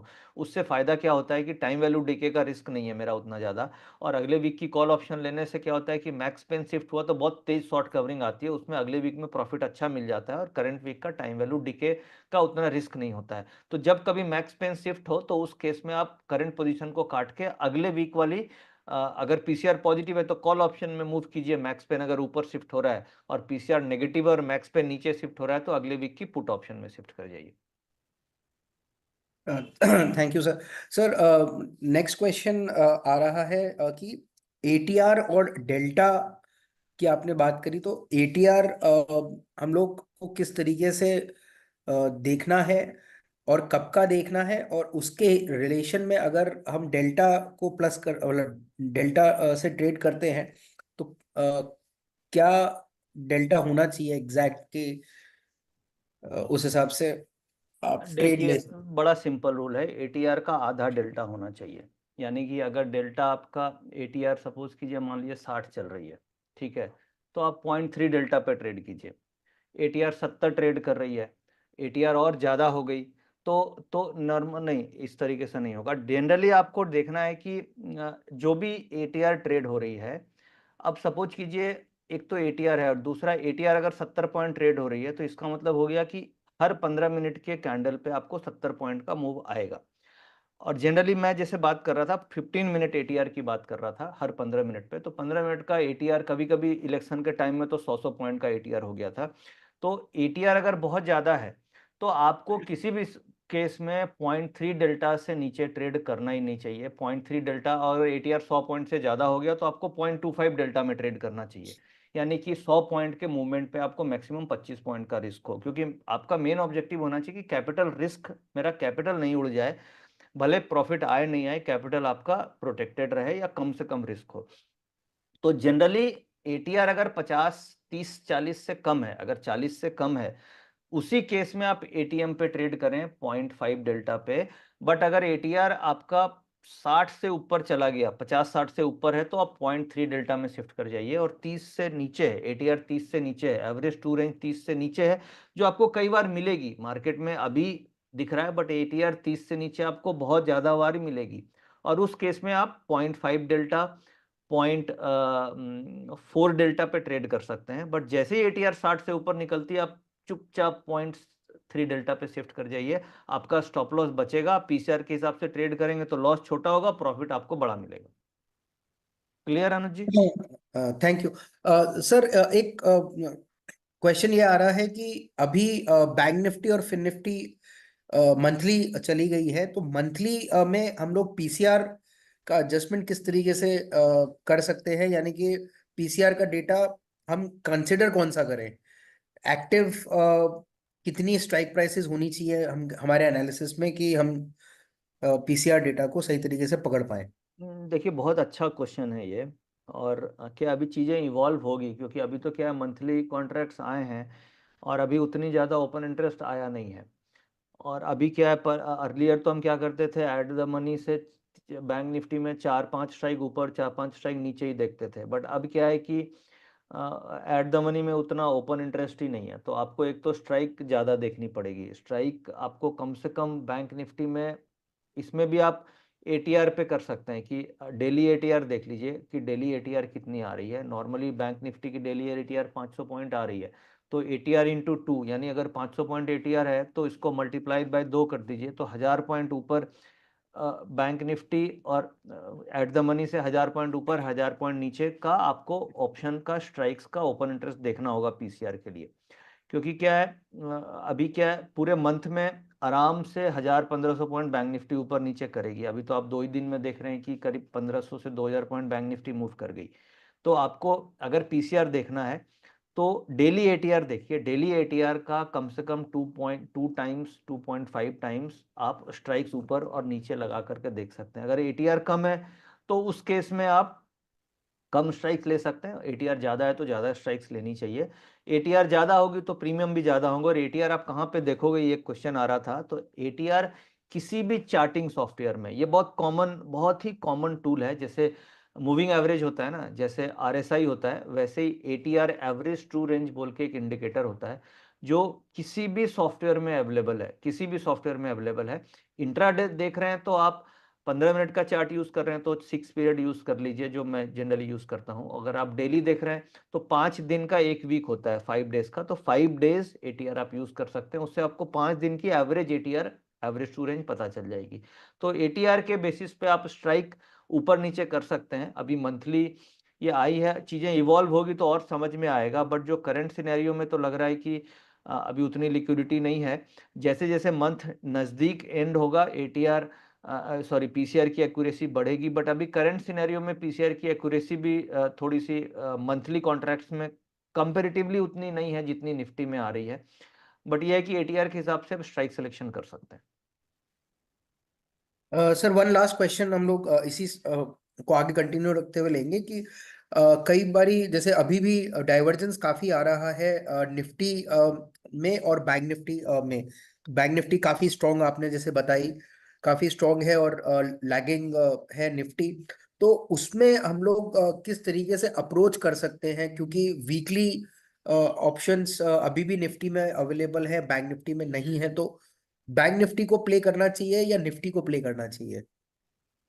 देखिए, मंथली कॉन्ट्रैक्ट्स तो अब बैंक निफ्टी में है, तो अब उसका प्रीमियम एक एट द मनी का 1-1 हज़ार रुपया है, वो समझ में भी नहीं आ रहा है उतना प्रीमियम। तो बैंक निफ्टी में उतना अब अट्रैक्शन आ नहीं रहा है। आप निफ्टी में ही प्ले करें, ऐसा नहीं है कि निफ्टी, बैंक निफ्टी भाग रही है, निफ्टी नहीं भागेगी, निफ्टी भी भागेगी। और बैंक निफ्टी अभी थोड़ा सा रिलायंस 1-2 दिन से तंग कर रहा है, अदरवाइज IT भी स्ट्रांग है। IT में FIs की तरफ से बाइंग हुई है।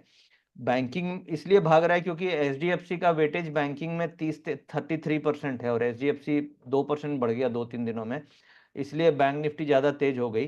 बट अगला नंबर हो सकता है रिलायंस इंडस्ट्रीज का आ जाए। मैं यहाँ पे रिलायंस पे कोई रिकमेंडेशन नहीं दे रहा हूँ एज पर डिस्क्लेमर, बट जैसा एक लगता है कि पार्टिसिपेशन IT से ऑलरेडी बाइंग है, HDFC बैंक में भी बाइंग होगी, नेक्स्ट निफ्टी की मूव को लीडरशिप रिलायंस से मिलेगी, तो रिलायंस पे आप ध्यान रखें।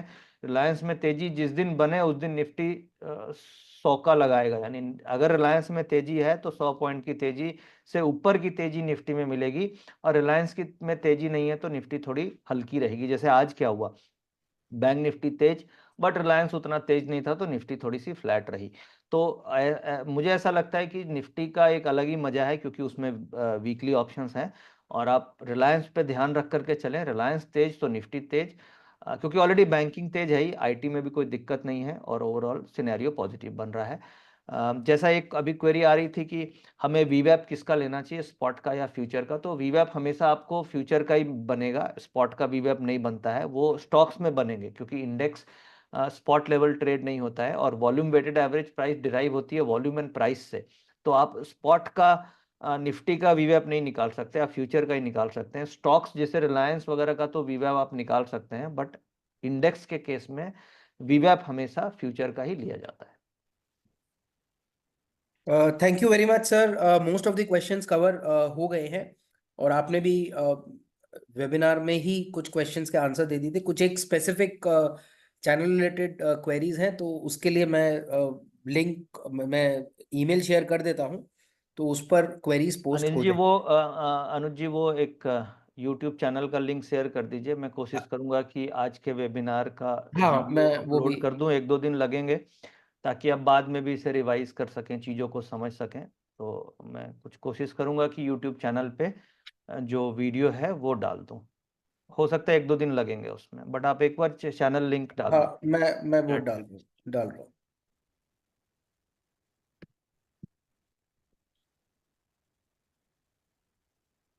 मैंने यूट्यूब का चैनल भी शेयर कर दिया है, हाँ, और तो चैट में आपको YouTube का चैनल लिंक है, इसमें हम वीडियो कोशिश करेंगे 2-4 दिन में डाल दें। Thank you very much, thank you Anuj okay, जी, thank you everyone, thank you sir. Thank you all for joining, see you again in the next webinar, thank you.